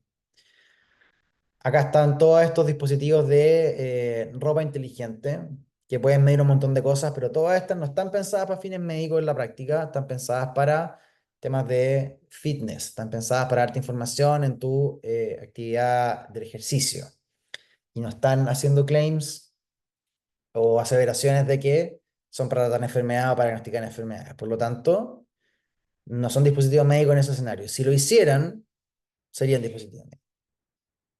Otro ejemplo este de un Smart Collar de Limitless que está pensado para grabar todas tus interacciones en el día, sus transcripciones a texto de todo lo que ocurre en el día. También pienso que es un wearable y pienso que pudiera ser un dispositivo médico si tuviera intención de diagnosticar algo, por ejemplo, diagnosticar depresión, diagnosticar estado ansioso, diagnosticar Parkinson a través de la voz. La voz es un tremendo biomarcador digital potencial de cosas que inclusive ni siquiera se nos ocurren. Hipotiroidismo probablemente se debiera poder diagnosticar por la voz. Estoy teorizando, me imagino que eso inclusive debe estar estudiado. Pero en su configuración actual no es un dispositivo médico, es un dispositivo de consumidor. Y aquí, a la derecha abajo, están los sensores continuos, como los sensores de los glucómetros de continuo, CGM, de Continuous Glucose Monitoring. donde tenemos, por ejemplo, el Abbott Freestyle Libre o el Dexcom C6 o C7, que son unos parches que se instalan en la piel y que tienen la capacidad de medir la glicemia de forma continua y se conectan en una aplicación. En el fondo te van diciendo cómo está tu glicemia durante el día. Esto, evidentemente, es un dispositivo médico. Pero todos tienen en común que son dispositivos vestibles y que entregan información digital sobre ciertas variables del organismo, por tanto, biomarcadores digitales, si se quiere. Este es un ejemplo de un potencial eh, wearable, por ejemplo, un audífono que pudiera medir electroencefalograma y que pudiera dar, por ejemplo, señales de somnolencia. Si fuese orientado en esa dirección, podría inclusive estar orientado, por ejemplo, al diagnóstico de SAOS o de apnea obstructiva del sueño, y ahí sería un dispositivo médico. Y el último biomarcador que me falta por comentar es el biomarcador por excelencia, que yo creo que ustedes, después de todo lo que hemos conversado, tienen que ya verlo supuesto, que son los celulares, los smartphones, porque tienen una cantidad de información a través del micrófono, de la cámara, de la actividad, de nuestra ubicación, de la luz ambiental que uno tiene, las llamadas, los mensajes de texto, las historias de búsqueda, los eventos de la pantalla. Todas las interacciones son biomarcadores digitales para efectos prácticos, para efectos del ánimo, de la cognición, del comportamiento de la persona. O sea, el biomarcador digital por excelencia y por donde probablemente todavía hay muchísimo que descubrir es el celular. Y bueno, ya llegando al fin casi de esta parte, me gustaría hacer esta diapositiva de integración de contenidos. Lo primero es mirar este diagrama de la derecha, donde se muestra distintos potenciales lugares donde uno pudiera poner un wearable, ¿cierto? Una mascarilla, por ejemplo, que pudiera tomar patrones de respiración. Lo hablábamos antes de anteojos, en este caso lentes como lentes de contacto que pudieran medir la presión intraocular, sensores en los dientes, sensores en la piel, parches inteligentes para electrocardiograma, múltiples cosas que lo que hacen es que generan datos. Esos datos son procesados de alguna manera y pasados a un modelo de decisión. Aquí tenemos un circuito cerrado o un circuito en el cual los datos se generan y pasan por modelos de inteligencia artificial. Y esto no les debería sonar a esta altura como un idioma extranjero, porque cuando hablamos, por ejemplo, sobre inteligencia artificial, hablamos sobre la idea del aprendizaje supervisado, donde hay etiquetas para los datos, y hablamos de la idea de la clasificación y la idea de la regresión, cuando uno está diciendo esto es A o B, es una clasificación, o cuando uno está prediciendo un número, o una regresión, así que esto debería sonarle. Cuando parte, por eso quise mostrarles este diagrama, porque me parece que integra bastante lo que hemos visto. Están los algoritmos no supervisados, que también hablamos de eso, sobre la idea de hacer clusters. Por ejemplo, encontrar en un gráfico que tiene dos ejes, que hay un conjunto de puntos que están en un lugar y otros que están en el otro. Y semi-supervisado, que dijimos que lo vamos a mencionar en la última clase, la idea de los modelos generativos, por ejemplo, de modelos de lenguaje. Vamos a pasar un poco más de tiempo hablando de eso en la última sesión. Y habiendo mencionado eso, vamos a integrar contenido y voy a tratar de ocupar lenguaje que haya sido basado en el curso, de forma que podamos empezar a entender por qué es tan interesante todo este tema y cómo nos permite comunicarnos y transmitir las ideas de manera más concisa, ocupando las palabras correctas. Entonces, los wearables, como dijimos antes, o los dispositivos vestibles, tienen la capacidad de detectar señales fisiológicas o conductuales de forma digital, es decir, potencialmente biomarcadores digitales. Esto está enmarcado dentro de la idea de la medicina personalizada de precisión, porque en el fondo, si yo soy capaz de medir tus biomarcadores digitales, voy a poder darte una intervención, o sea, un diagnóstico individualizado y una intervención individualizada. Luego, estos wearables pueden ser dispositivos de consumidor o dispositivos médicos según la finalidad que tengan, y en la práctica van a generar datos biomédicos para el paciente. Estos dispositivos podrían eventualmente interoperar, es decir, intercambiar información entre sistemas, por ejemplo, entre el reloj y la ficha clínica o el registro clínico de la institución del paciente, lo que podría ser muy útil, por ejemplo, entre el freestyle libre que mide las glicemias, por ejemplo, y que calcula la glicosilada del paciente en base a las glicemias que va midiendo y que eso pudiera llegarle al profesional de la salud. Además, estos datos pudieran ser procesados por inteligencia artificial para obtener métricas o indicadores útiles, o podrían ser parte de un sistema de soporte a la toma de decisiones clínicas como parte de los inputs que entran a este sistema. Y por último, permiten el monitoreo remoto de pacientes, que es una de las modalidades de telemedicina que describimos la semana pasada. Tanto desde el punto de vista de la perspectiva individual, comunitaria, o de la salud de poblaciones. Y aquí específicamente mostrar en el fondo por qué cierto tipo de diseño, soluciones de monitoreo remoto de pacientes con dispositivos wearables podrían ser útiles para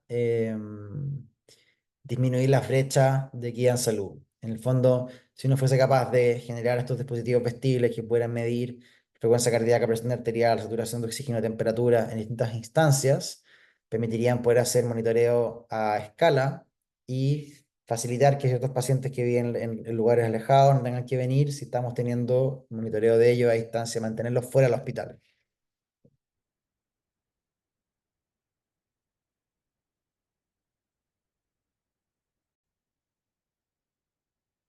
Ya cerrando, y volviendo a esta idea de cuáles son las aplicaciones de la medicina personalizada de precisión,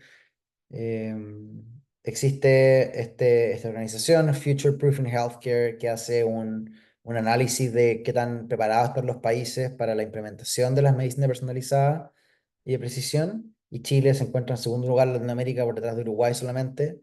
Quienes estén interesados en saber qué cosas contiene este índice pueden seguir este vínculo abajo a la izquierda o pueden buscarla hasta Future Proofing Healthcare, donde van a encontrar en qué consiste este índice, pero es interesante que al menos en la región se nos considera como relativamente avanzado, en parte por la penetración de la ficha clínica, por ejemplo, que es una de las cosas que se menciona aquí, o la cobertura del sistema de salud que tiene un componente de garantía universal. Como última cosa, y con esto cerramos el mundo de la medicina personalizada de precisión por hoy, tiene que ver con el tema de la ética y con las consideraciones éticas a tener, que lo vimos a entender al principio cuando hablamos de la respuesta que generó en las personas, la noción de la medicina personalizada, antes de que pasara a llamarse de precisión, y tiene que ver con que en el fondo uno está, si va a capturar tanto datos de las personas para poder hacer estos análisis, va a conseguirse su genoma y va a tener además datos probablemente de biomarcadores digitales y va a ver qué cosas usa, qué cosas compra, un montón de cosas que ni siquiera comentamos, como por ejemplo la autola, que es la huella de los gastos de las personas, la huella de los consumos, por ejemplo las compras del supermercado digitales, entre todo eso. Tiene que ser capaz de adherir a principios éticos porque se generan un montón de cuestionamientos no solamente en términos éticos, sino que además jurídicos de cuál es la regulación, cuáles son las medidas de seguridad que se deben implementar. Sobre seguridad de la información vamos a hablar más en una sesión futura, pero específicamente deben respetarse estos principios de privacidad y confidencialidad, de comunicación de los resultados, de no discriminación y no estigmatización, de acceso equitativo y de respeto a la autonomía, como parte de las cosas que debieran tenerse en consideración.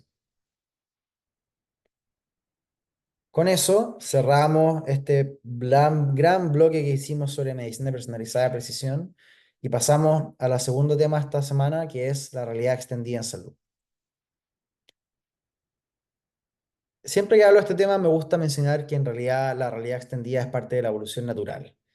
Hoy día nosotros estamos encadenados a los computadores y si bien pasamos de los computadores a los celulares y nos hemos atrapado en los celulares, la verdad es que los celulares no son la interfaz más conveniente para que nosotros podamos intercambiar información con nuestras cortezas digitales, por así decirlo. La cuarta corteza del ser humano es su corteza digital, su existencia digital, y nuestros dispositivos de excelencia hoy día nos tienen mirando al piso, amarrados ahora, ya no al computador, sino que a las pantallas. Pero bueno, si vamos a hablar de realidad extendida, tenemos que hacer por lo menos algunas definiciones iniciales. Realidad aumentada es el mundo real con sobreposición de información sobre el mundo real. Yo sé que es probable que ustedes sepan de esto, pero igual quiero detenerme para hacer, en el fondo mencionar estas definiciones porque son importantes para entender lo que vamos a hablar. El ejemplo más clásico es Iron Man. Yo creo que el ejemplo por excelencia de lo que es la realidad aumentada está muy bien mostrado en las películas de Marvel respecto a cómo tiene información contextual frente en su campo visual y cómo esto le permite tomar decisiones en tiempo real. Y esto que es una super futurista, este es un ejemplo que durante la pandemia, cuando me tocaba hacer turnos, por ejemplo, que había un residente, estábamos un residente en la UCI, teníamos varios pacientes con hospitalizaciones muy prolongadas, sobrecarga de información, de cada paciente con historias largas, de la cantidad de antibióticos que habían recibido, de su historia personal, de por qué habían llegado a golear los antecedentes, qué había pasado los días previos, todas estas cosas. Y toda esa información estaba en el computador y no estaba en la pieza del paciente, entero disfrazado con los EPP, sin poder salir. Bueno, ahí uno empezaba a soñar y decir, pucha, que me gustaría poder acceder a esta información contextualmente en este momento, que es un poco lo que se está empezando a poder hacer hoy día. Este es un demo, es un concepto de cómo podría verse una ficha clínica en realidad virtual por parte de Epic, que es uno de los grandes proveedores de ficha clínica electrónica en Estados Unidos, y esto es ocupando lo que permite hacer el Apple Vision Pro, que es uno de los headsets de realidad virtual y aumentada o realidad mixta en realidad que sacó Apple recientemente. Es importante, quizás antes de seguir, que en esta sección yo no voy a mencionar mucho sobre los dispositivos mismos porque van cambiando muy rápido y en realidad más interesan los principios que los dispositivos en sí mismos. Ahora, para realidad aumentada, el uso que me gustaría comentar con ustedes, que yo creo que tiene mucho potencial en el mundo de la enfermería, en el mundo de la salud, tiene que ver con las listas de verificación y la educación. Particularmente porque muchas áreas de la salud están protocolizadas y tienen listas de verificación súper claras, en el sentido de que hay pasos que se deben seguir y que deben hacerse en orden, y que muchas veces no hacemos en orden, nos saltamos pasos porque no nos acordamos o porque nos da lata sacar el checklist. Da lata sacar una hoja en donde están los pasos, estar haciendo check. Dependiendo de la industria, dependiendo del tipo de centro en que ustedes trabajen, esto es más o menos intenso. Pero, por ejemplo, en rubros como la aviación o la minería, los checklists se hacen, pero se hacen sagradamente. Entonces, el uso de realidad aumentada podría permitir mayor precisión por poder ver las instrucciones superpuestas en tiempo real, reducir los errores a través de guiar a los usuarios en las tareas, mayor eficiencia acelerando los procesos y teniendo monitoreo en tiempo real. Entonces, más que leer, me parece que este es un prototipo o un concepto que hizo Philips, me parece súper interesante como en relación a la desfibrilación externa automática y RCP. Entonces, lo que ustedes ven aquí es un DEA del futuro que contiene unos anteojos de realidad aumentada. Y en el momento que ustedes se ponen los anteojos de realidad aumentada, es capaz el sistema entonces de hacer un reconocimiento de que ahí está el paciente y arriba a la izquierda empiezan a aparecer los pasos que uno debe seguir. Por ejemplo, primero acceder al pecho. Si no notaron, los mismos lentes hicieron el contacto con el sistema de emergencia primero. Luego te dice, saca las paletas, o saca los stickers en este caso, y te dice dónde ponerlo y te genera un overlay de dónde debieran ir. Y te muestra cómo debieras tú mover la mano para poder poner el parche en el lugar correcto. Entonces ustedes se pueden imaginar, pero que este tipo de tecnologías que hoy día no existen, pero que son muy factibles de poder crear, podrían facilitar inmensamente la realización de estas tareas bajo presión, por ejemplo. Aquí está mostrando dónde poner el pad superior. Y ahora que están los pads puestos en su lugar, el sistema hace un diagnóstico, no hay un ritmo desfibrilable y entonces te dice cómo empezar a hacer RCP, te dice dónde poner las manos en el tórax del paciente y ahora va a empezar a dar feedback respecto a la velocidad de la compresión y la profundidad de la compresión en base a la señal visual que tienen los mismos anteojos de realidad aumentada respecto al paciente con sensores de profundidad, por ejemplo. De esta manera te puede guiar, te puede ir guiando el sistema, te hace ahora en este caso muestra la pausa y ahora va a hacer nuevamente un análisis y en esta oportunidad el análisis de ritmo muestra que sí hay un ritmo desfibrilable y por lo tanto el sistema envía una desfibrilación y bueno, supuestamente en este caso el paciente es salvado por un tercero que no tenía tanto entrenamiento en RCP, pero que fue guiado a través de la lista de verificación en tiempo real ocupando esta tecnología. Estos son los tipos de casos de uso que si ustedes, volviendo a la idea que hablamos antes sobre entender bien el problema, si ustedes encuentran una situación que realmente entienden bien, donde hay problemas asociados y en realidad la causa origen del problema, de los malos resultados, se reduce, por ejemplo, a que la gente no sigue los pasos que tiene que seguir en el orden que tiene que seguir, porque se olvida, porque le da lata, lo que sea, esta pudiera ser un tipo de solución o un tipo de tecnología que podría dar pie a mejorías interesantes de los resultados. Pasemos ahora a hablar sobre realidad virtual. Realidad virtual, en contraposición a la realidad aumentada, saca completamente la realidad, el mundo real, por así decirlo, de enfrente de nosotros y nos lleva a un mundo completamente artificial y digital, que tradicionalmente es asociado a los juegos de video. Y es cierto, porque en el fondo esta industria fue desarrollada en gran medida por los juegos de video, pero tiene múltiples usos que van más allá de los juegos de video. Entonces hay usos de entrenamiento, hay usos de poder visualizar imágenes médicas, por ejemplo, hay uso en rehabilitación, uso en adultos mayores, uso para manejo del dolor. Y a mí en realidad lo que más me gusta es esta imagen que el grupo del Hospital Cedar Sinaí, que hace mucho trabajo con realidad virtual en pacientes, siempre pone esta imagen, porque muestra un paciente sonriendo en el hospital, que es algo bastante infrecuente de ver, particularmente en pacientes con hospitalizaciones prolongadas, pacientes así felices de estar en el hospital, no es no es tan común de ver, una sonrisa tan genuina, ¿cierto? Y yo, cuando empecé a estudiar este tema y empecé a mirarlo hace algunos años, quise probarlo, quise ver si realmente eso era así. Entonces yo tenía un paciente que estaba viendo hospitalizado por un cáncer, que estaba en quimioterapia, lo conversé con él y le ofrecí la posibilidad de llevarle un dispositivo de realidad virtual, le llevé mi dispositivo de realidad virtual. Em, y en realidad, si bien ustedes ven ahí que este paciente está sentado en la cama del hospital, en realidad él está recorriendo los campos de Marte en la Torre Eiffel. Y luego fue a Versalles y luego estuvo en el Louvre. Y como me dijo él en sus propias palabras, el tiempo se le pasó volando. Entonces, a mí siempre me quedó, después de haber tenido esa experiencia tan vívida, en el fondo, de haber visto un paciente disfrutando el momento, pese a que estaba haciendo su quimioterapia y todo, siempre me quedaba la sensación de cuántos pacientes tenemos nosotros encerrados, particularmente aquellos pacientes que están en las últimas etapas de su vida, los tenemos ahí mirando las paredes, mirando el techo, cuando podrían estar haciendo otras cosas. Y creo que es algo súper potente. Pero no es solamente algo desde el punto de vista de la entretención, tiene componentes que pueden ser terapéuticos. Y en esto me quiero detener en esta última parte del componente de realidad virtual, de lo que es la realidad virtual terapéutica. Y el fundamento de la realidad virtual terapéutica parte o se empieza a crear la noción de que esto pudiera funcionar del experimento de la mano fantasma, que son pacientes que tenían amputaciones traumáticas de una mano y que tenían este dolor fantasma de la mano que ya no tenían. Sentían la mano apretada y no la podían abrir, porque como no tenían la mano, no tenían cómo poder tener una corroboración visual de que su mano estaba abierta y relajada. Y por tanto tenían mucho dolor, les costaba dormir en la noche, con varios síntomas de esas características, dolores neuropáticos en su origen.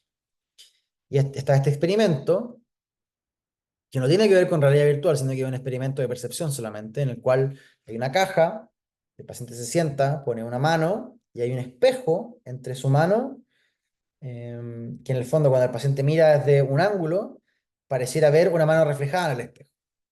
Y si eso se pone de tal manera que el paciente pone su muñón dentro de la caja y mira hacia el espejo, es como que viera la mano que no tiene, la viera a consecuencia del reflejo de la mano buena. Y ahí en el fondo a través de ejercicios de que el paciente piense en apretar la mano, después relajar la mano, apretar la mano, relajar la mano, llega un momento en el cual el cerebro obtiene, por así decirlo, control o dominio sobre la mano fantasma y es capaz de poder verla relajarse y se le pasa el dolor al paciente. Ese es un ejemplo que está súper bien descrito.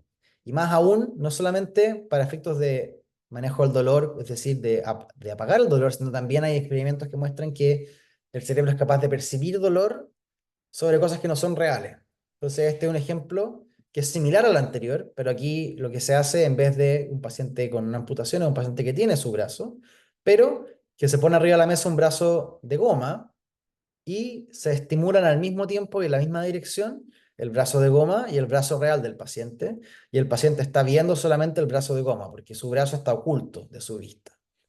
Entonces se hace esto durante un tiempo, el paciente empieza a asociar que en realidad cuando ve que están tocando el brazo de plástico y él siente que están tocando su brazo porque en parte lo están tocando su brazo de verdad, toma dominio del brazo de plástico. Y después cuando alguien le golpea rápidamente el brazo de plástico, la persona siente dolor, pese a que en realidad le pegaron al brazo de plástico y su brazo y su mano no sufrió daño. Entonces estos experimentos son las primeras versiones o las primeras demostraciones en el fondo de que hay un potencial del cerebro de percibir o dejar de percibir cosas a través de la manipulación de la percepción, por así decirlo. Y todo lo que yo les voy a describir ahora tiene una limitación de que es que por más que yo se los explique, es difícil que lo puedan entender si no lo han vivido. Y por tanto, mi invitación a ustedes es que si tienen la oportunidad, traten de probar un dispositivo de realidad virtual. Ojalá fuera un Oculus 3 o un Oculus Quest 2, que es un dispositivo más moderno, o un Apple Vision Pro, si tienen acceso a alguno de esos, porque sin duda que afecta, mientras mejor el dispositivo, aún mejor la experiencia, pero no es mandatorio. De hecho, como les decía en un principio, muchos de estos estudios se hicieron hace años, cuando los dispositivos de realidad virtual eran aún, o sea, eran mucho peores a los que existen hoy día. Hoy día la verdad es que el nivel al que se ha llegado y al costo del que están es una tecnología que es bastante accesible y que ya se encuentra a un nivel suficientemente bueno como para dar resultados del mundo real. ¿Y por qué? Bueno, es lo que le estoy diciendo. El foco está puesto en la experiencia vivencial del individuo, no en el dispositivo propiamente tal. Y toda esta idea de que se pueden tener efectos terapéuticos con la realidad virtual es por lo que está acá puesto en la diapositiva. Y es que la realidad virtual lo que te entrega es una experiencia sensorial. Y cuando uno tiene experiencias sensoriales, uno tiene respuestas emocionales a esas experiencias emocionales, a esas experiencias sensoriales. Entonces, el fundamento central de la realidad virtual como herramienta terapéutica es que las experiencias en realidad virtual pueden modificar cómo nos sentimos y cómo pensamos, pero de una forma deliberada y predecible. Como nosotros podemos alterar la relación, la percepción de la realidad, como le mostraba en el ejemplo anterior, y podemos alterarla de forma deliberada y predecible, podríamos eventualmente encontrar fines terapéuticos para eso, ya que podemos diseñar experiencias virtuales para crear asociaciones específicas y experiencias concretas que puedan enfrentar problemas particulares de salud. Como por ejemplo, recalibrar percepciones no saludables de uno mismo sobre sus síntomas o sus causas originarias. Entonces vamos a ver, de lo que queda de presentación, algunos ejemplos de esto y cuáles son los principios que subyacen a esta noción de realidad virtual terapéutica. Lo primero, a título general, es que la terapia virtual es un complemento de los psicofármacos y la psicoterapia. Nadie está pensando que esto debería reemplazar los medicamentos o reemplazar la psicoterapia, todo lo contrario, es parte del complemento, es parte de una evaluación por parte de un profesional de la salud de que esto está indicado. Hay principios de cómo esto se evalúa y, bueno, no solamente eso, sino que también hay mecanismos de acción por los cuales está propuesto, por qué funciona. Y también puede tener efectos adversos, o sea, no es solamente cosas beneficiosas. Pero en la práctica, para lograr una buena inmersión y que los pacientes obtengan los beneficios de este tipo de tecnología o terapia, es encontrar al paciente correcto, indicarle la experiencia de realidad virtual correcta durante el tiempo correcto. Y más adelante, cuando veamos los ejemplos, vamos a ver que esto está bastante estudiado. Pero antes de pasar a hablar sobre los ejemplos, quiero contarles un poco cuáles son los principios por los cuales la realidad virtual funciona, más allá de lo que les conté más anecdóticamente hace un par de minutos atrás. Lo primero es que estamos modificando la percepción. Y aquí aparecen las tres reglas de Emerson, que es uno de los autores que ha estudiado esto, que tienen que ver con el tiempo, el espacio y la distancia. Entonces, cuando hablamos particularmente del tema de la mano, por ejemplo, son estímulos táctiles simultáneos en la mano falsa y la mano verdadera, en la misma dirección y en la misma distancia. Y hay dos momentos que ocurren cuando uno se mete en realidad virtual. El primero es el momento de conciencia, cuando uno se pone el headset y cae en la cuenta de que está en un mundo distinto en el que estaba. Ya no está en la pieza en que estaba antes, sino que está en otro lugar. Pero eso es consciente. Cuando uno observa a alguien ocupar realidad virtual desde fuera, se da cuenta que pasa eso, o sea, la persona es más cauta y todo, pero después de unos 4 o 5 minutos hay un cambio más profundo en que la persona realmente cambia su lugar y pasa a estar completamente en la realidad virtual para efectos prácticos. Y ahí es donde aparecen estos videos que yo sé que ustedes han visto en internet de gente que se cae en realidad virtual, de que está viendo que está caminando por una madera, por ejemplo, y salta y le pega al televisor o se cae en la pieza, porque tiene un cambio en que psicológicamente su mente asume el nuevo lugar. Y aquí es donde se empiezan a ver los beneficios de este tipo de terapia, en las duraciones sobre 5 minutos. Lo segundo es lo que estábamos hablando antes sobre esta idea de la corporización de la cognición, es decir, de hacer mía una mano o de recuperar el control sobre la mano que no tenía. Que todas estas cosas van a depender de la indicación, pero son los mecanismos por los cuales esto podría funcionar. Lo tercero tiene que ver con las asociaciones específicas. Entonces, dado que se pueden diseñar experiencias específicas para resolver o inducir estados emocionales específicos, permite tratar problemas específicos, por ejemplo, la fobia. Lo cuarto, que es uno de los componentes que personalmente me gustan más de este tipo de tratamiento, es la idea de que en realidad, por definición, la realidad virtual terapéutica tiene este componente emocional que estábamos hablando antes. Es decir, se hace cargo de que el individuo es una persona con sentimiento y que tiene una respuesta emocional a las experiencias que vive. Y por tanto, me parece que en la práctica cae súper bien con lo que es el modelo biopsicosocial que uno estudia, ¿cierto? En la universidad y te hablan de que la medicina o la salud, el cuidado de la salud está centrado en el individuo y que no es solamente un órgano y no es solamente una enfermedad, sino que es una persona. Pero en la práctica, cuando uno ve cómo se ejerce la medicina en la práctica, la medicina se termina ejerciendo como enfermedad y como órgano. Esta terapia toma mucho en consideración el componente emocional de las personas. Evidentemente, otro de los principios de la realidad virtual son los principios éticos, que muy similar a lo que hablamos en la parte de medicina personalizada de precisión, particularmente la nueva eficiencia y la importancia de obtener el consentimiento informado. Y el último principio, que lo había dado a entender cuando mostraba esa foto del paciente sonriendo, es que en general la gente cuando ocupa realidad virtual sonríe y es feliz por un momento. Y eso en sí mismo ya es algo muy bueno para nuestros pacientes.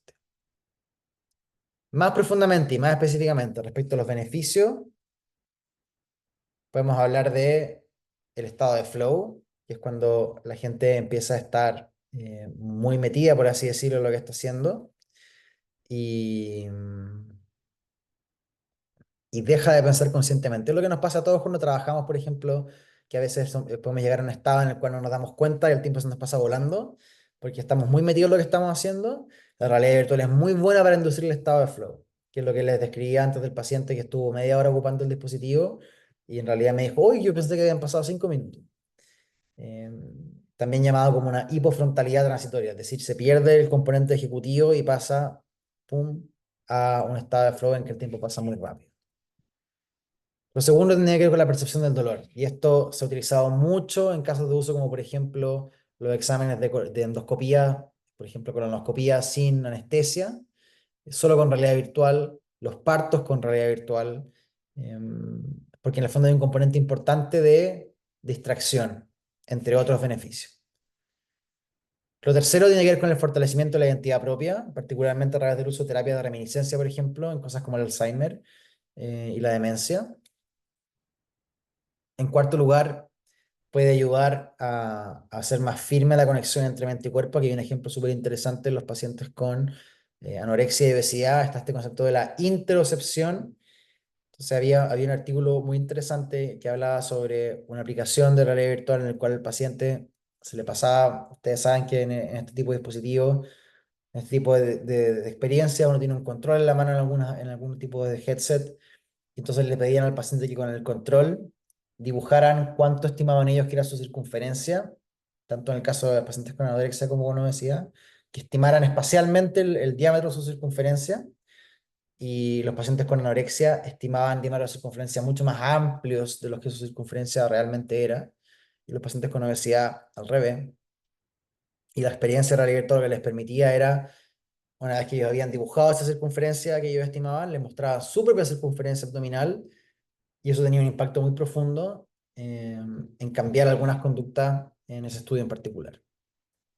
Y el último mecanismo de acción tiene que ver con la empatía, pero eso es como para otro tipo de condiciones.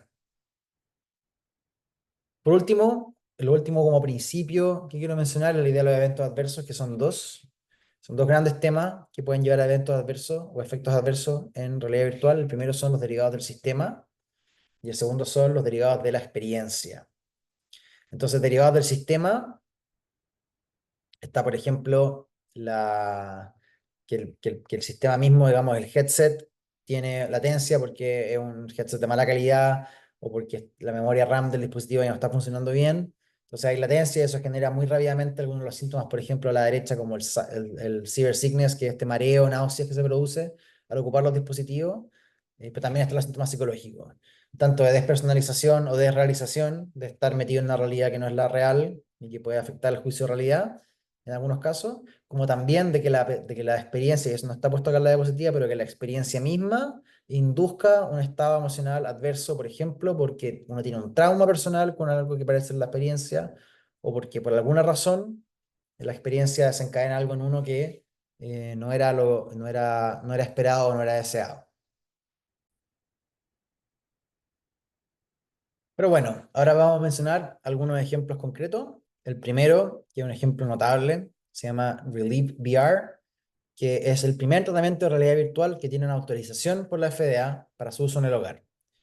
Está clínicamente probado para ofrecer una reducción significativa y duradera del dolor lumbar crónico bajo. Y en Estados Unidos se usa particularmente en el sistema de salud del ejército de los veteranos, del Veterans Affairs, el VA. Y está súper bien pensada la solución porque de partida primero parte con que es fácil de prescribir. La persona que prescribe, el profesional que prescribe envía la solicitud con la orden médica y el equipo de soporte inmediatamente envía un dispositivo de realidad virtual con el software cargado, individualizado a la casa del paciente. Llegar y utilizar. Y una vez que el paciente lo utiliza, termina la serie de sesiones que vamos a hablar y el paciente lo devuelve también por correo. Y de esa manera también da un modelo de sostenibilidad y viabilidad financiera para la compañía que en el fondo recupera los dispositivos. Y es un dispositivo, es una experiencia, digamos, que tiene 56 sesiones de terapia, divididas en 8 capítulos que enseñan habilidades técnicas para cual las personas terminan desarrollando hábitos y establecen fundamentos de cómo manejar el dolor, que tiene un componente psicológico claramente, el dolor crónico en este caso. Entonces los capítulos son cosas que van relacionadas con la respiración, con la mente, con la capacidad de manejar la atención, la relajación, entre otras cosas. Y, como les decía, tiene efectos clínicos demostrados en disminución de la intensidad del dolor y la interferencia con el dolor, que es muy importante, particularmente en Estados Unidos, que tienen un gran problema con el uso de los opioides, ser capaz de poder manejar el dolor y la interferencia que tiene el dolor en la vida de las personas con una intervención no farmacológica, que puede ser enviada a la casa de las personas y no requiere que salgan de la casa, que se expongan y que en el fondo les da la dosis que ellos necesitan. Integrando conocimiento, yo les dije en la diapositiva anterior que había obtenido una autorización por parte de la FDA y efectivamente es una autorización clearance porque es un dispositivo clase 2. Si ustedes quieren saber más, pueden ingresar a esta dirección de acá abajo o lo pueden buscar y pueden inclusive encontrar el 510K, el documento 510K que ellos enviaron para demostrar que eran sustancialmente equivalentes con, lo dejo como misterio para que lo revisen a quien le interese. Con algo tienen que haber sido sustancialmente equivalentes para haber sido un 510K o pueden haber sido un de novo, que es una cosa que no les mencioné, pero que cuando un dispositivo es clase 2, porque tiene un riesgo medio bajo, se le puede otorgar la posibilidad de ser clase 2 sin tener que pasar por un ensayo clínico grande. De todas maneras, en la práctica, los dispositivos igual requieren ensayos clínicos grandes porque una cosa es lo que la FDA te pida para aprobarte o darte clearance de que eres seguro, y otra cosa distinta es que alguien quiera pagar por tu producto o tu dispositivo médico si es que no has demostrado que es efectivo, y para demostrar que es efectivo vas a necesitar un ensayo clínico de todas maneras. Entonces, tanto para reembolso como para convencer al mercado, como para convencer a la FDA, igual se necesitan ensayos clínicos que demuestren efectividad. Otro ejemplo, Rendever, también es uno de los, por así decirlo, grandes en el mundo de la realidad virtual terapéutica. Tiene que ver con el uso de terapia reminiscencia en pacientes adultos mayores que utilizan como base o premisa la idea de la plasticidad cerebral. Y lo que hacen es evocar entornos o memorias previas para fortalecer conexiones neuronales, mejorar su capacidad cognitiva y el estado de ánimo, entre otras cosas. Son sesiones de 20 minutos al día por 2 semanas y luego recuerden por qué tiene que tener una duración mínima, que fue lo que hablamos antes cuando hablamos de ciertos principios y que es en el fondo cuando hay la inmersión efectiva psicológica después de los 5 minutos. Tampoco puede ser muy largo porque empiezan a aparecer los otros riesgos que hablamos sobre, por ejemplo, despersonalización, desrealización, cyber sickness, entre otras cosas. En la práctica, esto lo que termina haciendo, y entre los últimos estudios que ha mostrado, es que permite que los adultos mayores puedan viajar, puedan revivir su pasado, puedan participar plenamente en familia con sus familiares, eh, independiente de la separación geográfica que puedan tener o de sus desafíos físicos que tengan. Este es uno de los últimos casos que quiero mostrar. Chariot Lab es un laboratorio y un servicio clínico asociado al Hospital Pediátrico de Stanford, que en la práctica presta servicios clínicos de realidad virtual. Ellos probablemente están a la vanguardia en ser uno de los pocos lugares del mundo que lo hacen, porque ellos entregan soporte a la vida del niño, es decir, ayudan a los niños a prepararse para, para sus exámenes, para las cirugías, para los procedimientos, ocupando juegos y materiales de entrenamiento apropiados para su edad, para entender su diagnóstico y su tratamiento, pero además entregan soporte a la rehabilitación con uso de realidad virtual, ayudan al manejo de la ansiedad preprocedural con uso de realidad virtual, por ejemplo, simulando que van a ir al resonador para que entiendan qué es lo que va a pasar, cómo se va a ver, qué es lo que qué es lo que pueden esperar del resonador, para analgesia y distracción, por ejemplo, instalación de vías venosas periféricas. Y lo más interesante que vi con ellos es cómo ellos han logrado ir sorteando ciertas dificultades logísticas, por ejemplo, cómo gestionar una flota de dispositivos. Ellos tienen en algunos servicios del hospital puestos grandes, digamos, muebles, muebles con ruedas donde tienen en su interior 20, 15 dispositivos de estos, porque se usan y los piden los distintos servicios clínicos y hoy en día este es un servicio que se le puede interconsultar en el fondo. Le ponen una orden de interconsulta al Charlotte Lab y en el fondo va un especialista a la vida del niño a evaluar al paciente para qué necesita en el fondo. Entonces, por un lado está la gestión de esa flota, de esa gran cantidad de dispositivos, cómo se mantienen todos localizados en el hospital, cómo se distribuyen espacialmente, cómo se actualizan los software de todos ellos, se cargan las baterías, todo eso.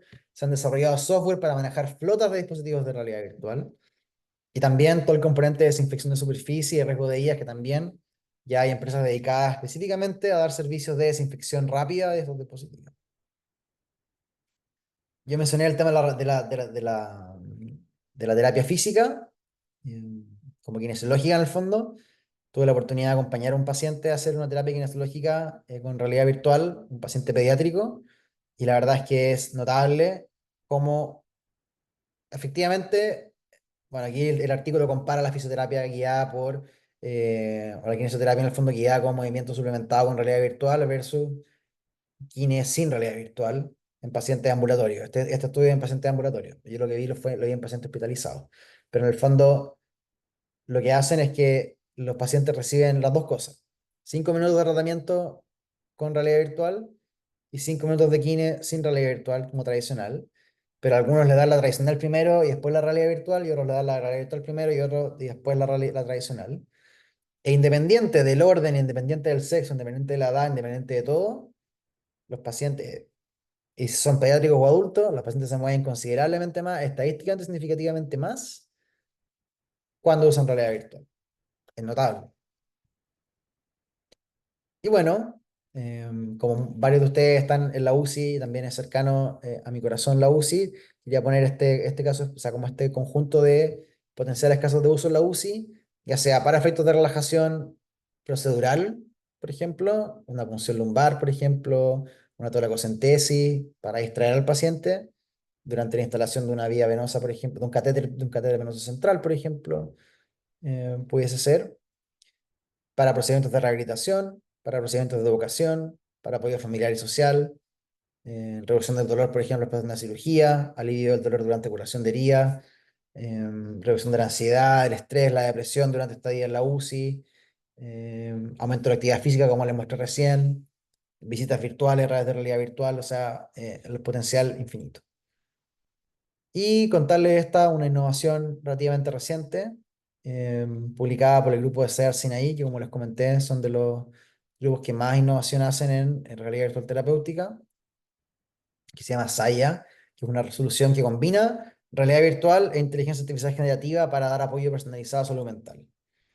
Entonces funciona de una manera súper interactiva. En el fondo los usuarios se ponen el dispositivo de realidad virtual, que en este caso es una Apple Vision Pro, ven un avatar de un robot que está al frente de ellos, en un entorno, inicialmente el entorno donde ellos están, porque es por realidad aumentada al principio, tienen una conversación, el usuario habla y plantea cuáles son sus inquietudes, sus miedos, lo que quiere conversar, y aquí está más o menos el proceso que esto tiene.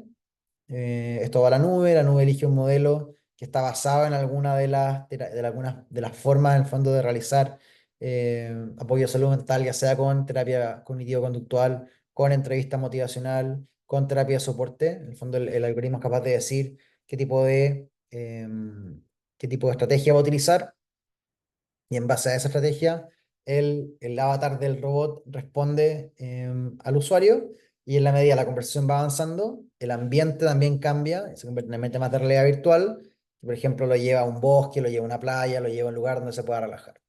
Y en su primer estudio, esto demostró ser aceptable, útil y seguro para participantes con ansiedad o depresión leve a moderada. Así que, en resumen, hoy día hemos hablado de dos grandes áreas: medicina personalizada de precisión. Hablamos de su definición, áreas de desarrollo, técnicas diagnósticas, las disciplinas. Hicimos énfasis particularmente importante en los biomarcadores digitales, en los dispositivos wearables, los diferenciamos que pueden ser de consumidor o como dispositivos médicos. Entendimos cómo se armaba la informática biomédica en sus distintos subcomponentes.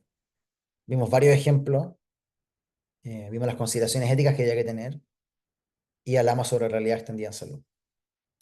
Con eso, los dejo con esta actividad que es completamente opcional. Como les dije la semana pasada, la actividad la semana de la sesión 4 es extensa, por tanto, em, esta actividad es opcional para los que quieran hacerla y quieran, en el fondo, explorar una posibilidad de hacer estos ejercicios. Yo encantado de darles feedback, y al igual que en todas las sesiones previas, tiene que ver con la aplicación de los conceptos. Entonces, primero, en base a su experiencia, mencionar situaciones en las cuales identifiquen un problema o una necesidad no resuelta que pudiera resolverse con un biomarcador digital. Entonces, primero pensar, luego decir qué información necesitarían, de qué proceso en el fondo, o de qué enfermedad ese biomarcador digital sería una señal, y cómo podría diseñarse o adaptarse un sensor para capturar esa información. Lo que quiero ahora,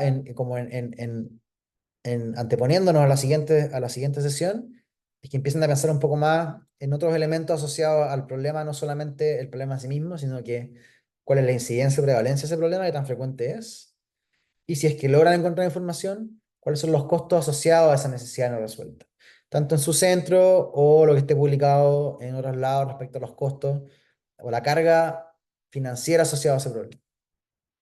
Entonces, eso para biomarcador digital, y lo mismo para un ejemplo de realidad virtual o realidad aumentada. Como todas las semanas, les doy las gracias por participar en este curso y por su atención. Espero que esté siendo de utilidad para ustedes.